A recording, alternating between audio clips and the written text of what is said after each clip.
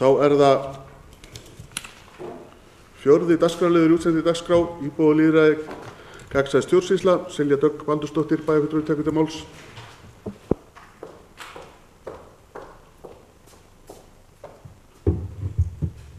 Forseti, ágætu bæjarfulltrúar.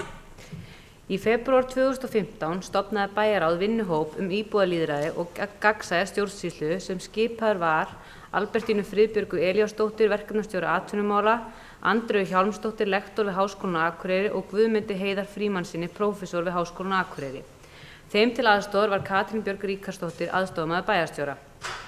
Samkvæmt erindisbréfi var hópnum falið að móta tillögu að stefnu íbúalýðræði og gagnsærri stjórnsýslu, gera tillögu hvernig hægt að stíga virk og hröð skref í átt að íbúalýðræði og gagnsærri stjórnsýslu, gera tillögu hvernig hægt að auka virkni íbúa, skoða hlutverk og virkni hverfisnefnda, gera tillögu og fyrirkomulag íbúakosninga, skoða kosti og galla þess að Akureyrarbær verði tilraunasveitarfélag hvað varðar persónukjör, skoða öflun, birtingu og aðgengi gagna sem varða íbúa.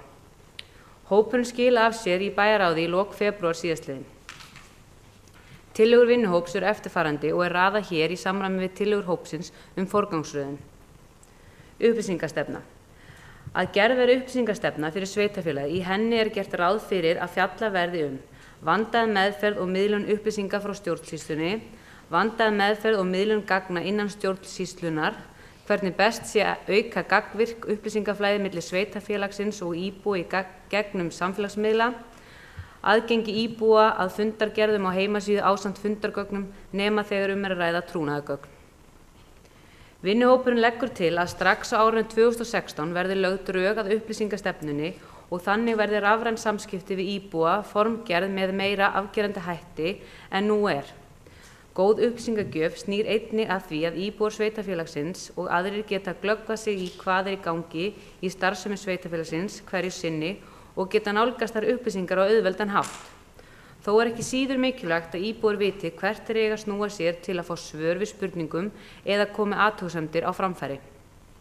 Sveitarfélög allan heim farin að nota samfélagsmiðla eins og til dæmis Facebook og Twitter sem leið til að nálgast íbúa og aðra. Það sama hefur átt sér stað á Íslandi og sýnir óformlega könnun að hátt í 70% sveitarfélag nú með Facebook síður. Þannig síðurnar notaðar til að upplýsa, ræða og taka á móti og koma á framfæri upplýsingu sem tengjast búsetu í sveitarfélaginu eða til að vekja athygli á því hvað sé í gangi hverju sinni. Það það ekki nóg að vera bara með Facebook síðu fyrir sveitarfélag og setja inn fréttir af heimasíðu sveitarfélagsins hverju sinni. Til að raunverulega virkja samfélagsmiðla sem best skiptir máli að nýta sér samtal við íbúana. Það því mikilvægt að setja sér skýra stefnu og stuðla að samskiptum fulltrúa sveitarfélagsins og almennings. Í þessu samhengi minnt á mikilvægi rafrænnar stjórnsýslu, meðal annars sem leiðir til að framkvæma rafrænar íbúakosningar. Á vegum Akureyrarbæjar hafa verið unnar skýrslur varða rafræna stjórnsýslu og lagt til að þessar skýrslur verði lagðar til grundvallar fyrstu skrefum í átt að rafrænni stjórnsýslu. Íbúaráð. Vinnuhópur íbúalýðræði og gagnsæja stjórnsýslu leggur til við bæjarstjórn Akureyrar að stofna verði íbúaráð þar sem að minnstakosti helmingur þátttakendur valdir með slembiúrtaki úr íbúaskrá. Lagt til að ráð þetta komi í stað hverfisnefndar í því formi sem þær starftaka nú. Hverfisnefndir Grímseyjar og Hríseyjar áfram starfandi með sama hætti og áður. Það mjög mikilvægt að bæjarbúar hafi rödd og vettvang til að koma saman til að reglulega funda og vinna málum sem samfélaginu í heild til framdráttar. Slembiúrtaki þannig valið að fulltrúum allra hverfa ættu fulltrúar sinni í íbúaráðinu, gætt að kynjasjónarmiðum og aðkomu ólíkra hagsmunahópa sem dæmi að nefna aldraða. Akureyringar erlendum uppruna, fatlað fólk og ungt fólk. Mögulegt væri að fulltrúar ólíkra hagsmunaaðila, til dæmis atvinnulífs, menntastofnana, íþróttafélaga og menningarlífs ættu sæti í ráðinu. Annaðhvort fasta fulltrúa eða samráðsfulltrúa sem kallar á fund með reglulegu millibili. Virkni ráðsins fælist ekki síst í því að bæjarstjórn og nefndir bæjarins vísa ákveðnum málum til umsagnar ráðsins, til dæmis varða skipulagsmál, umhverfismál og mótun skólastarfs.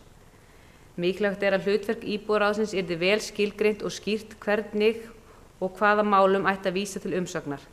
Lagt til að íbúaráð haldi að minnsta kosti árlega opna fundi í öllum hverfum bæjarins til að gefa íbúum hverfanna tækifæri til að koma hugarefnum sínum á framfæri. Auðvelt að sjá fyrir sér að íbúaráðið yrði í virku samstarfi við til dæmis foreldraráð grunn- og leikskóla bæjarins. Persónukjör í kosningum til bæjarstjórnar Akureyrar. Vinnuhópurinn leggur til við bæjarstjórn Akureyrar að tekið verði upp persónukjör í næstu sveitarstjórnarkosningum og leggur fram 2 tillögur þess efnis. Báðar tillögurnar ganga út frá því að kjósandinn kjósi einn lista eða einstakling á einum lista. Ekki lagt til að gefin verði kostur á því að kjósa einn lista og velja einstakling á öðrum. Framboðin geta ráðið því hvort að nöfnum á kjörseðlum verði raðað samkvæmt stafrófsröð eða hlutkesti. Kjósandi getur ráðstafað atkvæði sínu með 2 hætti. Hann getur kosið listan eins og verið hefur síðustu áratugi eða hann getur kosið einn frambjóðanda. Hver listi hlýtur atkvæði sem ýmist eru veitt listanum í heild eða einhverjum frambjóðanda hans. Heildaratkvæðisfjölda lista er samanlagður fjölda atkvæði listans og frambjóðandan á honum. Telja skal sérstaklega fjölda atkvæða frambjóðanda og þeim raðað í samræmi við niðurstöðu kosningar. Gert er ráð fyrir því að hvert framboð geti komið á framfæri við yfirkjörstjórn óskum reglur og stuðst skuli við í talningu. Hér geti til dæmis átt við reglur kynjakvóta. Verði þetta kerfi eða annað sem heimilar persónukjör tekið upp er líklegt að fyrirkomulagið leiði í reynd til þess að prófkjör verði óþörf. Kosningar bjóði bæði upp á stuðning við flokk, framboð og einstaklinga. Verði bæði hefðbundnar kosningar og prófkjör. Aukinn fjöldi fulltrúa í bæjarstjórn. Vinnuhópurinn leggur til að bæjarstjórn Akureyrar samþykki að fulltrúa bæjarstjórn verði 15 frá og með næstu kosningum en ekki 11 eins og þeir eru nú. Hópurinn tilgreinir nokkrar ástæður fyrir því að skynsamlegt sé að fjölga fulltrúum. Fyrsta ástæðan er: fleiri fulltrúar eru líklegri til að endurspegla kjósendahópinn betur en færri. Það er líklegra að konur, ungir kjósendur, aldraðir og aðrir mikilvægir hópar samfélagsins fái sína fulltrúa ef fulltrúarnir eru fleiri. Sömuleiðis er líklegra að skoðanir verði fjölbreytilegri en ella með fleiri fulltrúum. 2. Fleiri fulltrúar draga úr valdi ríkjandi meirihluta þegar kemur til nýrra kosninga og ólíklegra verður að einn flokkur nái meirihluta í kosningum. 3. Fleiri fulltrúar gera það mögulegt að bæta upplýsingaflæði á milli bæjarstjórnar og nefnda í bæjarkerfinu. Það getur skipt máli hvernig upplýsingar berast á milli ólíkra stofnana í bæjarkerfinu og þess vegna ástæða til þess að tryggja gott flæði upplýsinga. Með 15 fulltrúum ættu bæjarfulltrúar geta verið formenn í öllum föstum nefndum bæjarkerfisins og tryggt að upplýsingar berist beint inn í bæjarstjórn og bæjaráð. Borgarafundir í aðdraganda fjárhagsáætlanagerðar. Vinnuhópurinn leggur til við bæjarstjórn Akureyrarbæjar að tekið verði upp tilraunaverkefni opna borgarafundi að minnsta kosti 2 sinnum í aðdraganda fjárhagsáætlanavinnu ár hvert. Fyrst sinn yrði það að ræða að fundirnir væru haldnir með hefðbundnu sniði, það er að segja á tilteknum fundarstað, en íbúar gæti einnig nálgast beina útsendingu frá fundunum. Þegar reynsla er komin á þessari tegund borgarfunda er lagt til að unnið verði að frekar útfærslu þannig að íbúarnir geti tekið þátt í fundinum í gegnum netið. Markmið borgarafundana í tengslum við fjárhagsáætlanagerð er fyrst og fremst að auka upplýsingaflæði til íbúa og kynna fyrir þeim hvers konar ferli er að ræða og þær áherslu sem hver bæjarstjórn hefur á hverjum tíma varðandi forgangsröðun fjármuna í bæjarfélaginu og gefa íbúum bæjarins tækifæri til þess að koma með tillögur inn í fjárhagsáætlanagerðarferlið. Íbúarfundir með þessu sniði hafa verið haldnir víða heim og þykja hafa reynst vel þegar kemur að aukinni þátttöku íbúa, ekki síst með tilliti til þess að upplýsa íbúa betur forgangsröðun fjármuna á hverjum tíma og skapa vettvang þar sem samræða hana milli íbúa og kjörinna fulltrúa getur farið fram. Þar sem verkefni með þessu sniði hafa farið fram hefur skilningur almennra íbúa á forgangsröðun bæjaryfirvalda gjarnan aukist og meiri sátt hefur skapast þær áherslur sem yfirvöld velja á hverjum tíma. Þátttökunar fjárhagsáætlunargerð. Vinnuhópurinn telur að starfsaðferðir þátttöku á fjárhagsáætlunargerðar séu mikilvægt framhald borgarafunda í aðdraganda fjárhagsáætlunargerðar og leggur að sú aðferð verði tekin upp hér en hún hefur verið reynd víða heim. Virk íbúalýðræði krefst tíma, bæði kjörinna fulltrúa, embættismanna og sjálfboðaliða, en aðferðin þykir einkar hentug til að auka þátttöku almennra borgara í stefnumótun eigin samfélags. Hún eykur skilning á forgangsröðum og gagnsæi í ákvörðunartöku. Er að ræða frekar einfalda hugmynd sem byggir á beinu lýðræðisferli þar sem þegnar samfélagsins hafa bein forráð yfir opinberu fjármagni. Þátttöku fjárhagsáætlunargerð tæki til þess að gera almenna borgara virkari í ákvörðunartöku.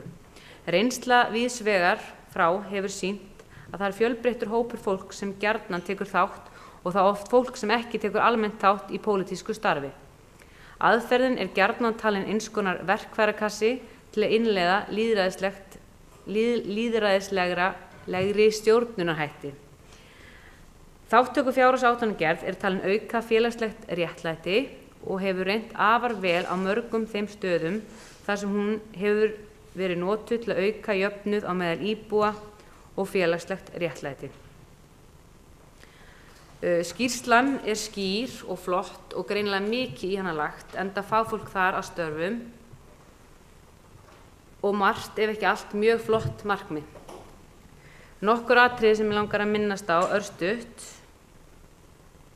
Og mjög mikilvægt einnig að fá fyrrum bæjarfulltrúa sem hefur setið við sama borð og við sitjum við núna og þekkir þetta starfa eigin reynslu. Varðandi persónukjör, þá væri mitt mest áhyggjuefni og eins og kemur fram í skýrslunni að það hafi áhrif og getur haft áhrif á ólíka hópa í samfélaginu til að komast til áhrifa í stjórnmálum. Það hefur verið áhyggjur af því til dæmis að konur eigi erfitt í uppdráttar í persónukjöri og nýlegt dæmi bara prófkjör síðustu vikna. Sömuleiðis innflytjendur, að þeir sem eru þekktir í samfélaginu auðveldara með að ná efstu sæti en þeir sem eru síðir, eru þekktir, þeir sem eru auðugir, ættu auðveldara að koma sjálfur sér á framfæri en þeir sem hefðu minna á milli handana. Að búseta geti haft áhrif á möguleika frambjóðanda til að laða til sín atkvæði, þeir sem sitja í bæjarstjórn og hafa verið leiðtogar séu sterkari stöðu til að fá atkvæði en þeir sem ekki gera það. Þeir sem eru yngri gengur oft verr en þeir sem eru eldri. Varðandi upplýsingastefnuna, mér finnst það mjög jákvætt og mér finnst margt sem við mættum bæta okkur vel betur þar, til dæmis eins og fundagerðir. Hún mætti vera upplýstari og auðveldara fyrir bæjarbúa að lesa. Aukning bæjarfulltrúa. Ég myndi alveg vilja skoða það, en kannski væri betra líka að skoða hugmynd að virkja betur þá sem eru, eða þessi 11 sem nú þegar eru til starfa. Til dæmis með því að setja bæjarfulltrúa inn í alla nefndir eða jafnvel hækka starfshlutfalli og kannski með því móti myndi við fá fjölbreyttari hóp, til dæmis fleiri konur eða fólk af erlendu uppruna eða eitthvað svoleiðis. Þá kannski væri fundatíminn ekki á þeim tíma milli 4 og 7 sem þarf að sinna öðrum störfum oft á tíðum. Þátttöku fjárhagsáætlunargerð, ég myndi mjög svo gjarnan vilja gera eins og var til dæmis gert í Kópavogsbæ, setja upp kosningu fyrir íbúa í bænum, hvað þeir myndu vilja forgangsraða í fjárhagsáætlun, til dæmis hvað verkefni af þeim sem þarf að gera myndu vilja sjá gerð fyrst eða eitthvað þess háttar. Það allan margt gott og áhugavert í þessari skýrslu og ég held við munum bara leggjast yfir þetta og skoða hvað skref við munum taka næst og fyrst. En ég veit að verður góð umræða hér á eftir. Takk fyrir. Bæjarfulltrúi Silja Dögg Baldursdóttir hefur lokið máli sínu. Næst tekur til máls bæjarfulltrúi Gunnar Gíslason.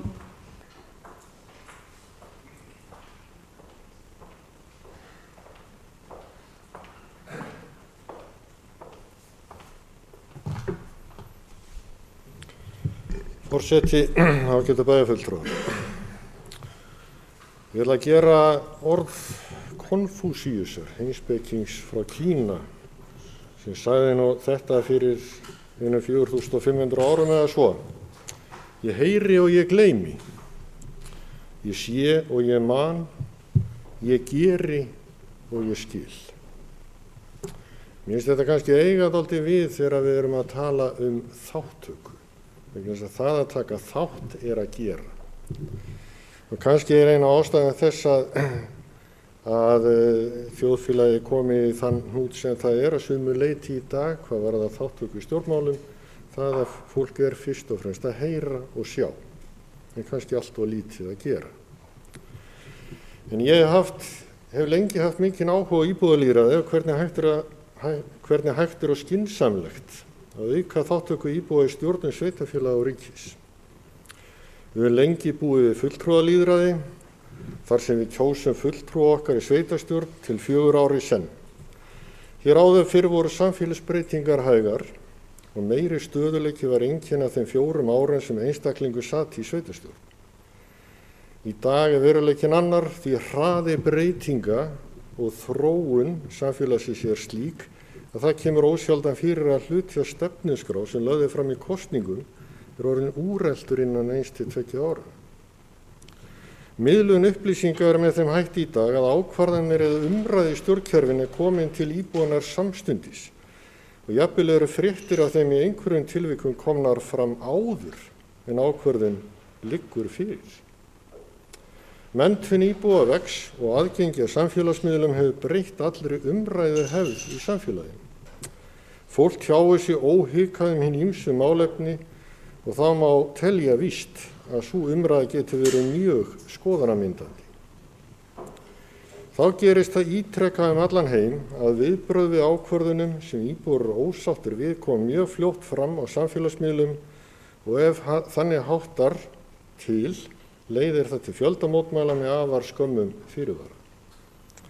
Stundum getur verið nauðsynlegt að taka óvinsalar ákvarðanir, en það ætti samt að vera búið að ræða þannig að það liggi ljóst fyrir að ekki annan valkost að ræða í þeirri stöðu sem uppi Allt þetta leiðir hugan að því að það að kjósa flokkaði einstaklinga í sveitarstjórn á 4 ára fresti og hafa þá einungis bein áhrif á það hvernig sveitarfélaginu verður stjórnað ekki fullnægjandi lýðræðisþátttaka fyrir mjög marga íbúa.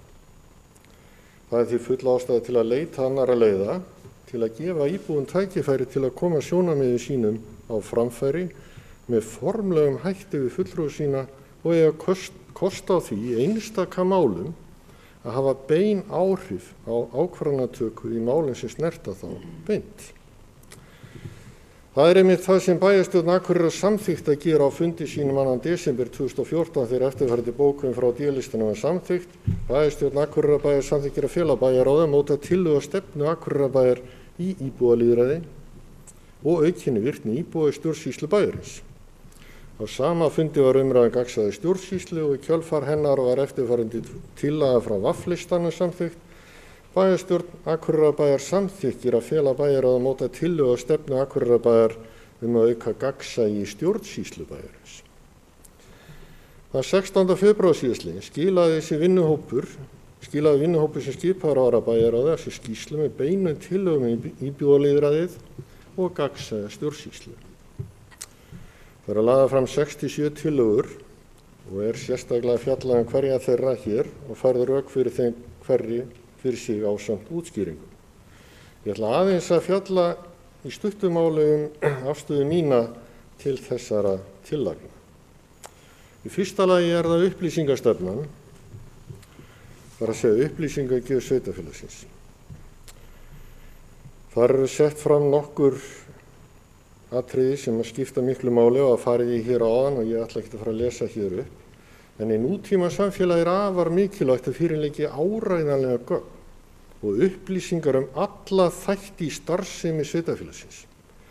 Þetta nauðsynlegt til þess að ákvarðanir sem teknar að kjörnum fulltrúum og starfsmönnum byggja á raunmati á þörf og eða forgangsröðun.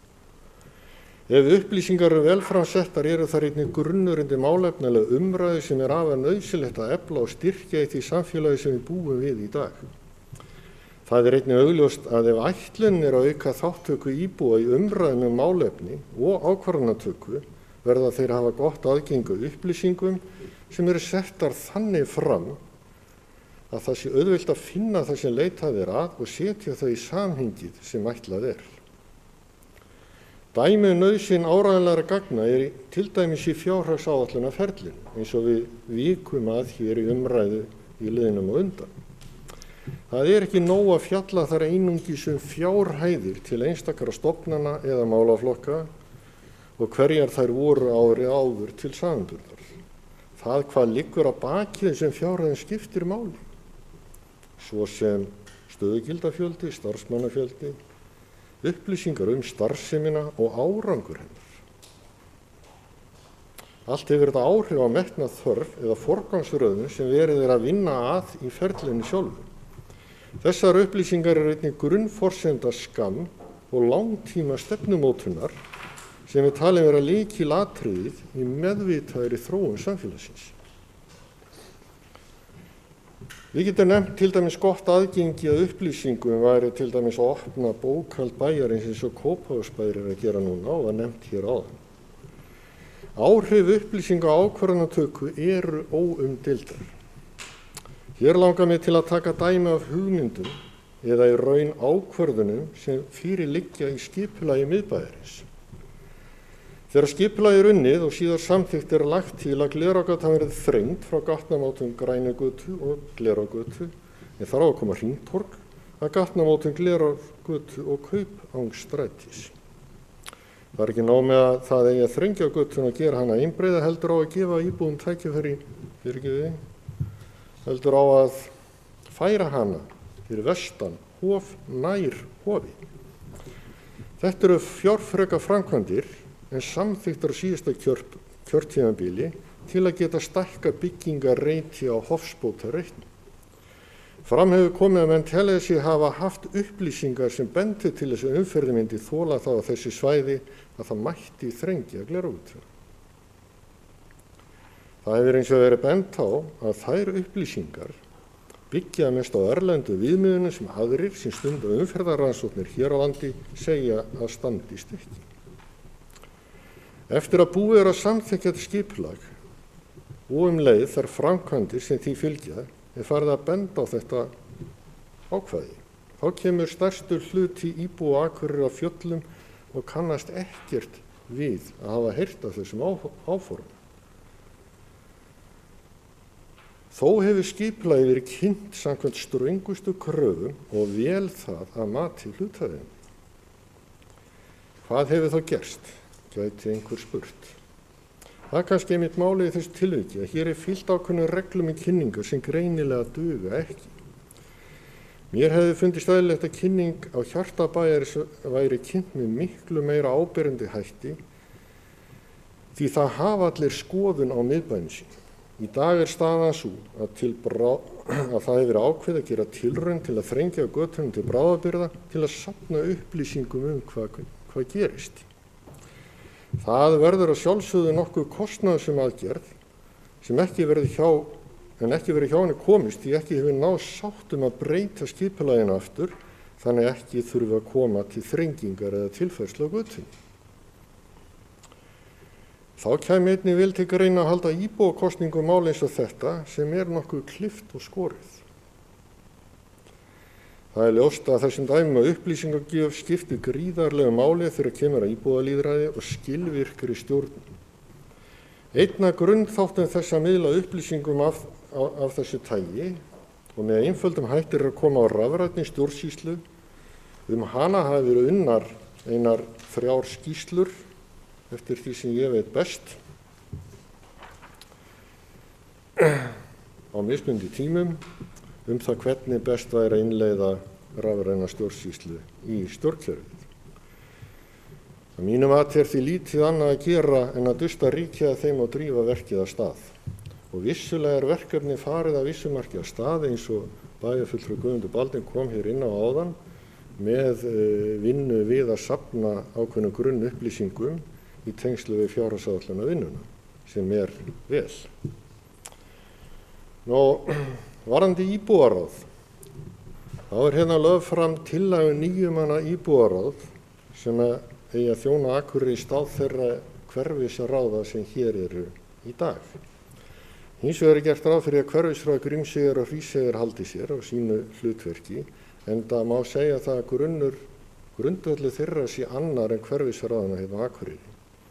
Þau hafa meiri völd, það er greitt fyrir setu í þeim og það hefur allavega tekist að vinna betur og það er svona meiri virkni í þeir ráðum heldur en þeim sem eru hérna á Akureyri. Það hefur gengið misvel að virkja þessi hverfisráð hérna á Akureyri. Sum hafi verið virk en önnur minna virk. Og það má velta því fyrir sig hvers vegna. Hugsanlegt er það að þessi ráð hafi bara hreinlega ekki nægilega merkingarbær hlutverk eða nægilega skýra stöðu inni í stjórnkerfinu hjá okkur með þeim hætti að okkur beri að leita til þeirra með ákveðin mál áður en þau eru samþykkt. Ég hins vegar sé kannski ekki tilganginn í því að koma á einu hverfisráði fyrir Akureyri með 9 manns innanborðs. Og velti því þá alveg fyrir mér erum við ekki bara komið með þá bæjarstjórn svona númer 2 sem er bara öðruvísi sett saman. Það væri þá sennilega nær að skipta bænum upp í 2-3 hluta og hverfa frá þeirri meginreglu sem að hefur verið að hverfisráðin eru tengd skólahverfum eins og þetta er í dag. Og með því að slíta þarna á milli að þá mætti hugsanlega skapa þeim annan vettvang heldur en er í dag. Ég held að það komi þá þannig til að við verðum að huga því. Fyrsta lagi hvernig við ætlum að velja í þau eins og framkemur í skýrslunni og tillögunum og hins vegar hitt hvort þeir ekki að greiða fyrir setu í þeim og í þriðja lagi að gera þær að einum hluta stjórnsýslunar þannig að fólk upplifi að það sé hluti af því ferli sem fer í gang þegar ákvarðanir eru teknar. Það sé ekki verið að senda til þeirra tillögur sem má segja að séu nánast útfærðar til enda til umsagnar. Koma fyrr inn í ferlið. Og annað sem að nefnt er hérna er þátttöku fjárhagsáætlunargerðin og síðan borgarafundir í aðdraganda fjárhagsáætlunar. Að mínu viti skarast þessi 2 þættir, einhverju leyti, eða 2 tillögur, en ég tel alveg einboðið að við leggjum áherslu á það að auka þátttöku íbúa í fjárhagsáætlunarferli. Þátttöku fjárhagsáætlunarferlið er ein leið. Það tekur sennilega lengri tíma að koma því á, en það að halda borgarafundi í miðju fjárhagsáætlunarferli eða fyrir það, hvort sem það eru borgarafundir þar sem að allir koma saman eða þá að velja rýnihópa þar sem að fólk er beðið að leggja mat á, koma með óskir eða segja sína skoðun á einhverjum ákveðnum þáttum, að ég til alveg einboðið að við reynum að koma slíkum vinnubröðum á. Og í þessu sambandi langar mig enn og aftur að minna á það að í bæjarráði hefur verið rætt það sennilega 2 ár í röð að halda til dæmis borgarafund snjómokstur og hálkuvarnir á Akureyri. Sá fundur sem var haldinn hérna síðastliðinn vetur eftir töluvert uppþot vegna snjómoksturs í kringum skóla var engin borgarafundur snjómokstur og hálkuvarnir. Ef við erum að tala að hafa borgarafundur snjómokstur og hálkuvarnir þar sem að íbúarnir koma til þess að segja eða koma fram með tillögur eða hafa skoðunarhlutum, þá erum við að gera þetta fyrirfram undir allt öðrum formerkjum heldur en þessi fundur var haldinn. Þannig að ég hvet meirihlutann og er tilbúinn til að taka þátt í því að undirbúa slíkan fund. Ég hef ekki heyrt annað en að það sé í raun allir sammála að það sé bara ástæða til að halda slíkan fund. Og þarna skiptir máli ekki bara það hvernig mokað í bænum, heldur fyrsta leið hvernig forgangsröðin það skiptir líka máli það að fólk hafi skilning á því af hverju mokað síðar hjá þeim heldur en einhverjum öðrum, það skiptir máli hvar snjónum rutt upp, það skiptir máli hvernig við erum að keyra snjóinn út í sjó eða ekki og þar fram til götu. Ef við viljum fá skilning á þessum málum, þá boðum við til borgarafundar sem vel skipulagður, vel undirbúinn og tökumst á við verkefnis. Þetta getum við gert til dæmis núna í aðdraganda og í vinnuferlinu í fjárhagsáætluninni sem dæmi, því að þetta býsna stór liður þar. Þá kem ég hérna að tillögum aukinn fjölda bæjarfulltrúa. Það lagt til að bæjarfulltrúum verði fjölgað 4, það eru 11 í 15. Eins og staðan hér á Akureyri núna þá 1670 íbúar að baki hverjum bæjarfulltrúa, en þeir eru til dæmis í dag 7900 í Reykjavík. Svo má benda á að þeir eru enn færri á hvert sveitarstjórnarfulltrúa í minni sveitarfélögum. Kannski bara 2-3 tugir í sumum þeirra. Ef við skoðum hins vegar hve mörg ígildi stöðugildastarf bæjarfulltrúanna þá má segja að Akureyri séu þau það bil 4,5 stöðugildi. Og þá íbúafjöldinn að baki hverja þeirra rúmlega 4000, ef við horfum á þetta þannig. Þegar borgarfulltrúum hefur verið fjölgað í 21 eins og til stendur að gera, þá verða íbúarnir þar að baki einhverjum í kringu 6000, baki hverja þeirra, miðað við að þeir eru í verulega hærra stöðuhlutfalli heilt yfir heldur en hér á Akureyri. Ég velti því frekar fyrir mér þó ég skilji rök vinnuhópsins hvort ekki væri ástæða til þess að gefa bæjarfulltrúum kost á því að vera í hærra stöðuhlutfalli og ef þeir eru einnig í bæjarráði ásamt því að vera í einni nefnd eða stjórn væri þeir í fullu starfi sem slíkir ef þeir óskuðu eftir því. Eða vildu. Það ekki eðlilegt hve illa helst á fólki í sveitarstjórnum miðað við þróun síðustu ára. Það ekki eðlilegt stór hluti kjörinna fulltrúa sitja aðeins í 1 kjörtímabil.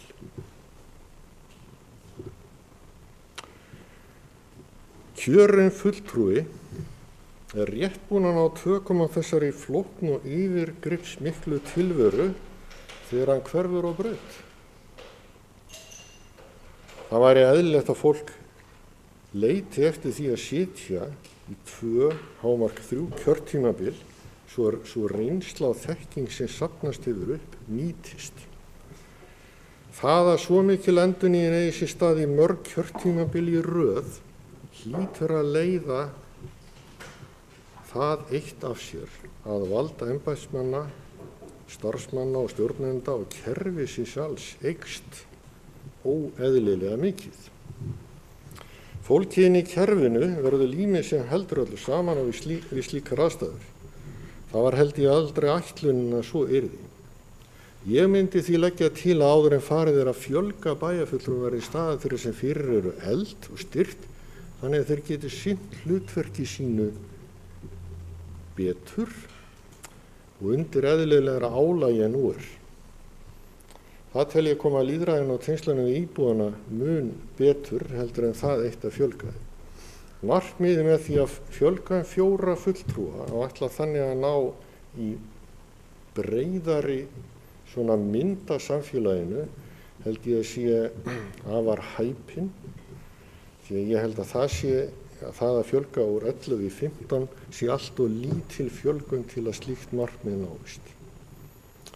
Ef við ætlum að fjölga í 21 bæjarfulltrúa þá væri það allt annar handlegur. Og þessi samanburður eins og hefur komið fram í umræðum við fjölda bæjarfulltrúa á Norðurlöndunum og hér kannski ekki alveg sambærilegur ef það rétt að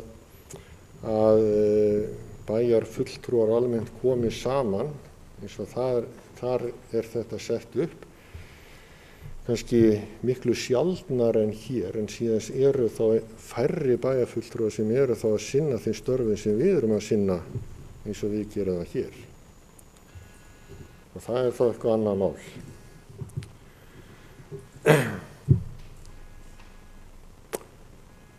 lokum ætla ég aðeins að fjalla hérna persónukjör.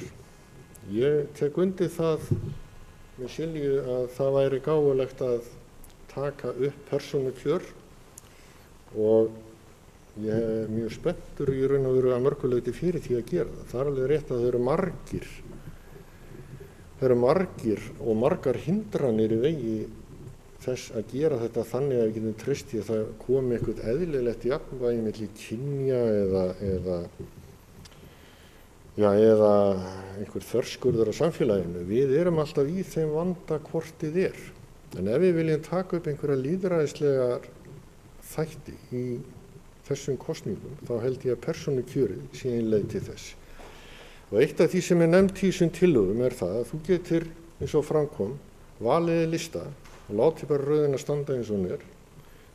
Þú getur valið lista og raða kannski 6 efstu eða raðað öllum. En þú getur líka bara merkt við einn einstakling á kjörseðlinum og ekkert meir.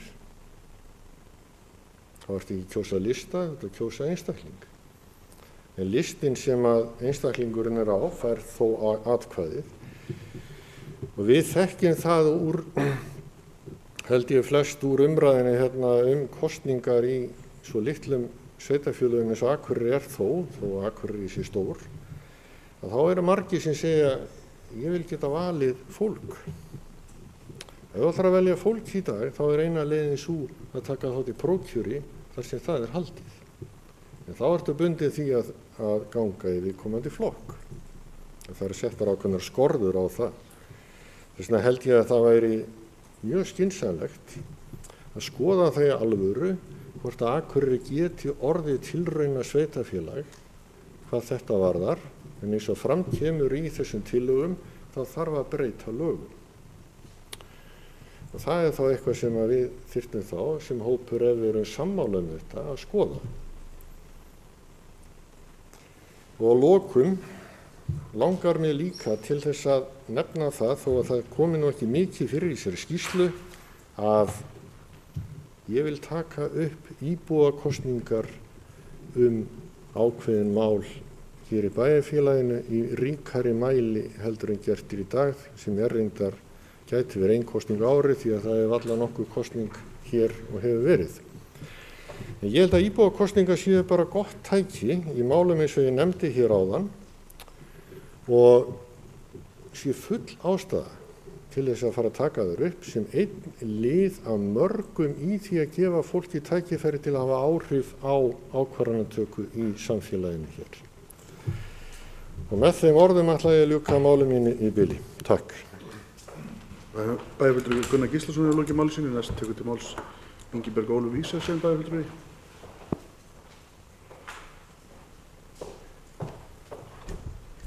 Forseti, ágætu bæjarfulltrúar. Ég vil byrja að þakka Silju kærlega fyrir að renna yfir tillögurnar frá vinnuhópnum íbúalýðræði. Og aðeins svona kannski fara inn á þetta hvaða sýn ég hef á þessar tillögur. En það kom fram tillaga það að Akureyrarbær yrði tilrauna sveitarfélag með persónukjör í kosningunum 2018. Og eins og fram hefur komið að þá geti íbúar valið að kjósa lista eða einstakling á lista. Þetta hefur verið prófað í Finnlandi, Noregi, Danmörku og Færeyjum meðal annars og örugglega víðar. Reynslan hefur verið mismunandi. En eftir því sem settar eru betri reglur fyrirkomulagið, þeim mun betur hefur tekist að vinna með þetta fyrirkomulag.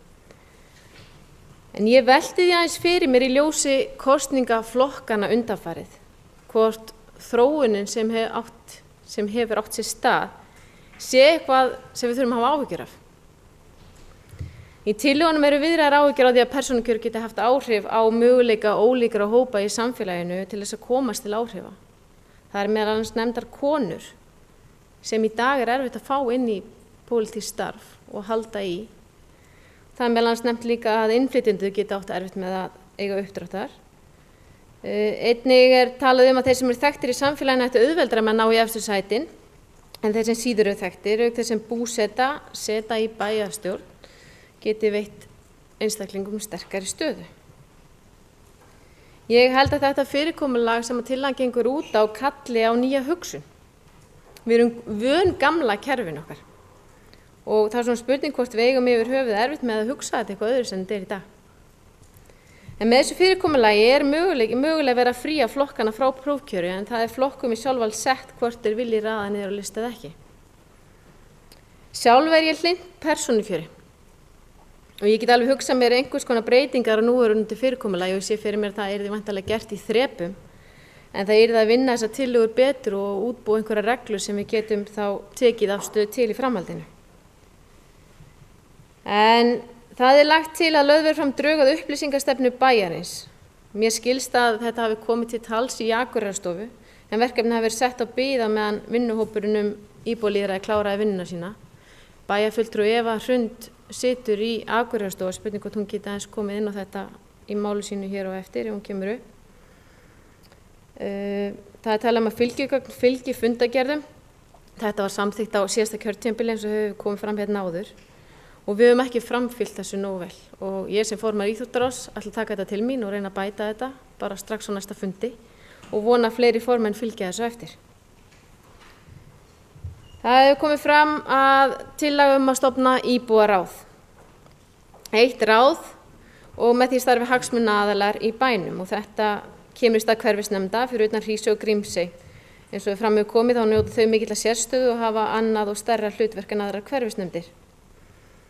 Það verður hugað því að hvert hverfi hafi aðila í ráðinu og má áætla að veri 7 til 9 fulltrúar þar inni sem verða sitja þá í ráðinu í 4 ár. Hverfisnefndirnar okkar, það eru skiptar skoðanir á hverfisnefndunum og hlutverki þeirra og virkni en þær hafa verið virkar í kringum ákveðin mál eins og til dæmis Eiðsvöllin og Miðhúsabrautina eða þegar eitthvað er að vera í hverfinu og þá virkjast nefndirnar til þess að hafa áhrif. Ég til afar mikilvægt að slíku vettvangur sé til staðar fyrir íbúan okkar þar sem þeir geta haft áhrif og komið við skilaboðum eða skoðunum sín máleis til okkar. En reglurnar varðandi hverfisnefndirnar, ég hef heyrt það að fólki finnist þær ekki alveg nógu skýrar og mikill tími hverfisnefnda fer í íhuga hvernig umhverfispeningunum skuli háttað en eðlilega gera nefndirnar væntingar til þess að hafa ákveðið hlutverk. Ég held þessi vert að huga því hvernig við sjáum fyrirkomulagi fyrir okkur í framtíðinni. Væri möguleiki að fækka nefndum, stækka þær, láta þær ná yfir stærra svæði, mögulega tengja þær skólahverfum eins og bæjarfulltrúi Gunnar Gíslason kom hérna inn á. Og ég vil hugsa enn lengra að ef að til sameiningar sveitarfélaga komi í framtíðinni, gæti þá hvert og eitt sveitarfélag haft sína nefnd. Þetta er bara svona hugleiðingar sem við þurfum kannski aðeins að taka til skoðunar. En ég held líka að við þurfum í framhaldinu að gera skýrari reglur varðandi nefndirnar. Sjálf seti ég spurningu við slembiúrtak varðandi þá í rauninni skipun á þessu ráði. Gætum jafnvel þá verið með einstaklingar sem hafa engan áhuga á að taka þátt í þessu starfi og meðan aðrir sem hafa áhuga á því sitja heima. En þarna er alltaf verið að tala um að auka aðgengi íbúa að okkur og þá jafnvel verður að spyrja líka því hvort við ættum kannski hugsa starf bæjarfulltrúa betur og auka aðgengi að bæjarfulltrúum.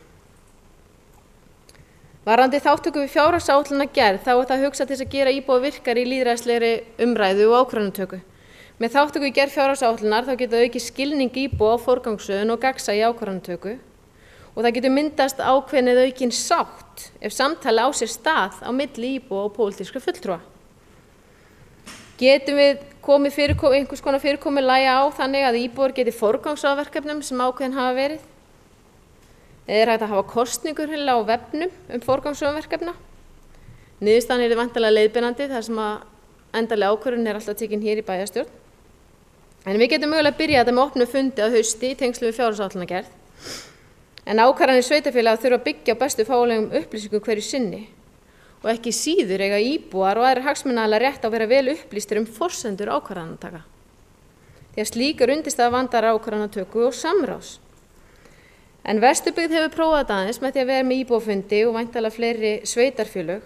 En í Vesturbyggð þá er staða fjármála kynnt fyrir íbúum, verkefnin sem framundan eru og kostur gefin á umræðum fyrirhuguð verkefni. Og jafnvel gefin möguleiki á því að koma með uppástungur fleiri verkefni. Til þetta bara gott og gilt okkur sem við ættum virkilega að skoða. Varðandi fjölgun bæjarfulltrúa að okkur verði fjölga úr 11 í 15 frá og með næstu kosningum. Þá er þetta hugað því að verkefni verði betur dreift og bæjarfulltrúar standi fyrir breiðari hóp bæjarbúa og þá aukist líka líkurnar og litlu flokkarnir komist að. Persónulega tel ég mikilvægara starfshlutfall bæjarfulltrúa sem þá getur sinnt sínu, að auka starfshlutfall bæjarfulltrúa, þannig að hann getur sinnt betur sínu hlutverki, bæði fyrir bæinn og bæjarbúa.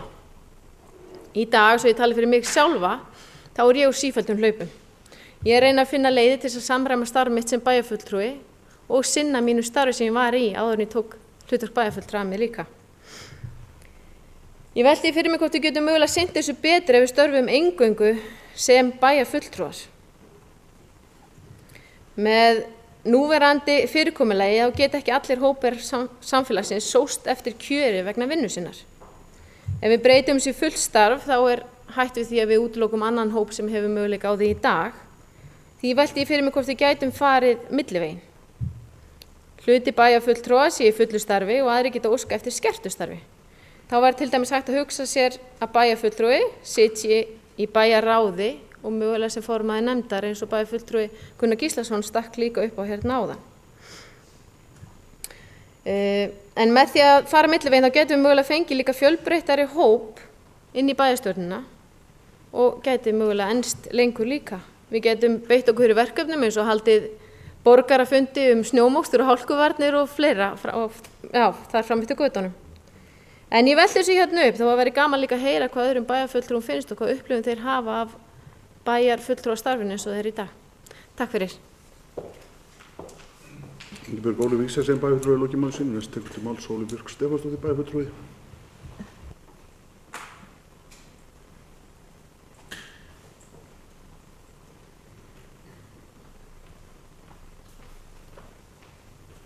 Forseti, ágætu bæjarfulltrúar. Það gleður mig mikið að við séum að ræða þetta og þessar mjög svo ágætu tillögur þessa vinnuhóps sem hefur starfað fyrir okkur. Þetta er auðvitað alveg rosalega víðfemt og ofsalega stórt mál og þó að við séum auðvitað að fara kannski hvert fyrir sig svona yfir þessar tillögur sem að vinnuhópurinn leggur fram, þá erum við auðvitað líka allt svona innlegg svona veldur því að maður fer að velta fyrir sér bara alls konar möguleikum og hugmyndum og til þess að náttúrulega hluta til leikurinn gerður, því að þó þessar tillögur séu frá þessum starfshópi, þá er ekki þar með sagt að við getum ekki velt fyrir okkur einhverju allt öðru eða víkka það eins út okkar hugmyndir. Þannig að ég sé fyrir mér og veit að við erum með þessar tillögur bara til umræðu, við erum ekki í neinni ákvarðanatöku sem er auðvitað bara mjög gott mál og vegna þess að við þurfum að ræða þetta í mínum huga er þetta bara fyrsta svona umræðan þessi mál. Þannig ég ætla einmitt að bara eins og félagar mínir fara aðeins yfir þessar tillögur og mína afstöðu til þeirra og mun örugglega síðan því ég ætla bara, er ekki með einhverja undirbúna ræðu því að hausinn á mér fer bara alveg á rosalegan snúning þegar ég fer að hugsa þetta málefni og ég gat ekkert skrifa neitt niður, það er bara, ég verð bara einhvern veginn að komast í eitthvað flæði með þetta. Þannig að örugglega fer ég langt út fyrir þessar tillögur og þær pælingar sem þar eru. Og í dag er örugglega í fyrsta skipti sem ég er óbærslega þakklátt fyrir að við erum ekki með tímamörk á ræðum bæjarfulltrúa eins og ég hef nú sjálf lagt til. Ég nýti mér það vel núna. En allavega ég ætla bara að byrja á því að fara yfir tillögurnar svona eins og það eru settar upp í skjalinu sem við fengum í hendurnar. Það er svona efst á lista eða fremst fyrst lagt til að bærinn taki eða bæjarfulltrúar taki afstöðu til þess hvort það sé góð hugmynd að fara í persónukjör í næstu kosningum. Og eins og við komum alltaf fram og kemur fram í greiningarni, þá hefur þetta sína kost og galla. Og ég fór bara að hugsa, því mér finnst fólk rosalega mikið kalla eftir einhvers konar persónukjöri. Finnst fólk vera ótrúlega pirrað á einhvern veginn svona pólitískum flokkum og þetta sjáum við það bara út allt samfélagi, það ákveðið vantraust til svona hefðbundnu flokkana, það að koma upp alltaf nýjir og nýjir svona svo kallar anti-establishment flokkar sem ég man ekki alveg hvernig maður segir á hinu ástkæra ylhýra tungumáli, en einhvern veginn svona andkerfisflokkar eða eitthvað og það bara, það ákveðið óþol fyrir þessu kerfi sem að við bara höfum búið við lengi og bara búum við. Og ég svona hugsaði með mér, ok, þarna svona með þessum tillögum þá finnst mér svolítið vera að fara í eins og búið að benda hérna á að kannski losa flokkana undan þeirri áþján að raða upp á lista og og eins og við höfum náttúrulega séð í prófkjörum sem að hafa átt sér stað prófkjörum og uppstillingu með þess að framsetningu framboðslista, þá þetta erfitt mál oft inn í flokkunum og það eru alls konar átök í kringum þetta. Og ég velti fyrir mér, ef að við ætlum að fara þá leið og sem að við erum ekkert búin að neitt og erum ekkert að ræða þetta neitt í smáatriðum, en ef við ætlum að fara þá leið að leyfa persónukjör innan ákveðins lista, þá það í raun og veru það sem við erum að gera að losa flokkana undan því að þurfa sjálf að ræða upp á lista. En við erum kannski ekki að koma til móts við það sem að ég tel, og nú þetta bara óvísindalegt, til vera að vilja fólks, það að fá að velja fólk af ólíkum listum. En það eru ótal leiðir farnar eins og aðeins komið inn á út allan heim og þetta bara alveg frá því að vera bara eins og við erum í raun og veru með þetta, það bara eitt atkvæði, þú velur einn lista og þú hefur mjög takmörkuð áhrif á uppröðunum og honum, eða þá það er bara frjálst val af því sem kallað hlaðborð. Þú bara velur og það eru alls konar mjög skemmtilegar og áhugaverðar útfærslur til í því. Þannig að mér finnst við þurfum að taka afstöðu til þess fyrir að fyrsta, án þess að bara vera að velta fyrir okkur útfærslum, þá þurfum við að taka afstöðu til þess hvað við erum að hugsa með þessu, hvort fyrir að fyrsta við getum hugsað persónukjör og eins og við náttúrulega verið minnst á sem að getur haft svona, fólk hefur áhyggjur af því að hafi áhrif á hvað möguleika ólíkir hópar hafi til þáttöku. En ég hugsaði sem svo einmitt eftir þessi prófkjör sem að hafa átt sér stað í sumar og haust að sko sérstaklega útreið kvenna í þeim og þar sem við erum að sjá kannski sérstaklega hjá Sjálfstæðisflokknum þingkonur bara settar niður alveg í hrönnum og ég velti fyrir mér, þetta þverskurður þjóðarinnar sem að taka þátt í þessum prófkjörum? Eða færi við það einmitt og þá ég orðið jákvæð fyrir persónukjörinu af því þar þó breiðari hópur sem að taka þátt. Þannig að þetta hefur allt sína kost og galla og við þurfum bara og við þurfum að hugsa þetta verulega vel en fyrst og fremst, og þá vil ég nota sérstaklega þetta með persónukjöri sem dæmi það að við þurfum svolítið að hugsa hver kjarnin í tillögunum og hver kjarnin í því sem við viljum ná fram. Ég vonaði áttu ykkur á því hvað ég að fara með þetta. Nú, ef ég færi mig yfir í upplýsingastefnuna, þá náttúrulega mjög skemmtilegt að fá bara tillögu frá starfshópnum að við bara fylgjum því sem við höfum ákveðið að gera og bara, vel skotið og gott mál og ég gleðst mjög yfir að heyra bæjarfulltrúa Ingibjörgu lýsa því yfir sem formaður nefndar, þá ber hún ákveðna ábyrgð á því að þetta hafi ekki verið framkvæmt og hún hugsar að bæta það. Af því að það bara akkurat þannig sem við þurfum að hugsa. Við berum öll ábyrgð á ákveðnum hlutum og við þurfum að taka til okkar og bæta okkur og ekki alltaf að vera að hugsa hvernig kerfið og kerfið heldur hvað gerum við til þess að bæta hlutina og hvernig berum við ábyrgð á og hverju berum við ábyrgð á. Og ég hef til dæmis sitt nú í einni nefnd sem atvinnumálanefnd þar sem ég hef nú svona á stundum beitt mig fyrir því að svona semja aðeins meira og þar hefur verið vilji mitt líka fyrir því að semja aðeins meira upplýsandi fundargerðir en þar hef ég til dæmis kannski ekki beitt mér sérstaklega fyrir því að láta gögn fylgja fundargerðum þannig ég ætla að taka það á mig og fylgja bara fastar eftir með það og þetta er bara eitthvað sem við þurfum öll og öll sem að sitjum í nefndum, hvort sem við sitjum hérna inni núna eða ekki, að beita okkur bara á og pressa á og minna hvert annað á hvernig við viljum gera hlutina. Af því þetta þetta samvinna og við hjálpumst að. Þannig að það þetta tvennt sko, það bara þessi gögn sem bara sko einboðið að láta fylgja, ég meina langstærstur hluti af þeim gögnum sem við fáum í með okkar fundagerðu eða sem sagt í okkar fundabóðum, þetta eru opinber gögn og eiga bara að fylgja. Þannig að þetta bara svona eitthvað sem við þurfum öll að virkilega taka okkur á með. Og síðan þetta með sko þurfum að mínum að til líka eins að bæta okkur í ritun fundagerða vegna þess að þakkarkynninguna alveg ógeðslega leiðilegt til lengdar og engan hátt upplýsandi. Og kannski jafnvel að þú veist að þegar við erum að fá kynningar á einhverju að biðja viðkomandi sem að kynna eitthvað að setja skjalið þá þannig upp eða kynninguna þannig upp að það sé bara hægt að miðla því líka.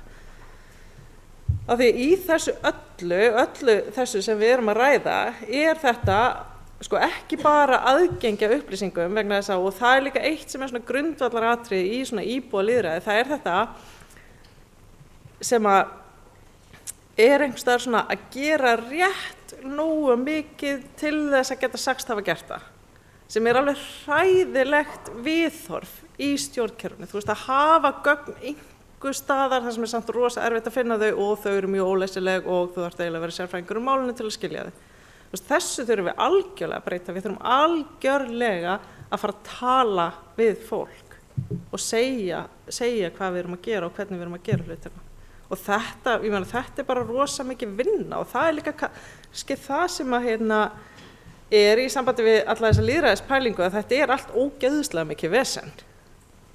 Og við þurfum auðvitað að átta okkur því og einmitt að skoða það bara hvernig við sjáum fyrir okkur að haga þeirri vinnu bæði frá okkar hálfu og starfsfólki bæjarins. Ég sammála að drífa af bara rafræna stjórnsýslu, ég held að það sé gríðarlega mikilvægt og það hefur svona sýnt sig mjög víða að vera svona sparnaðarráð. Þetta bara einfaldara og ég held á endanum líka öll svona aukin samskipti sem ég núna var að segja að væri ógeðslega mikið vesen og aukin vinna, að þau eru samt líka sko leiðir til þess að allt verði skilvirkara. Þetta bara ógeðslega mikið vesen á meðan maður að fara í gegnum breytinguna.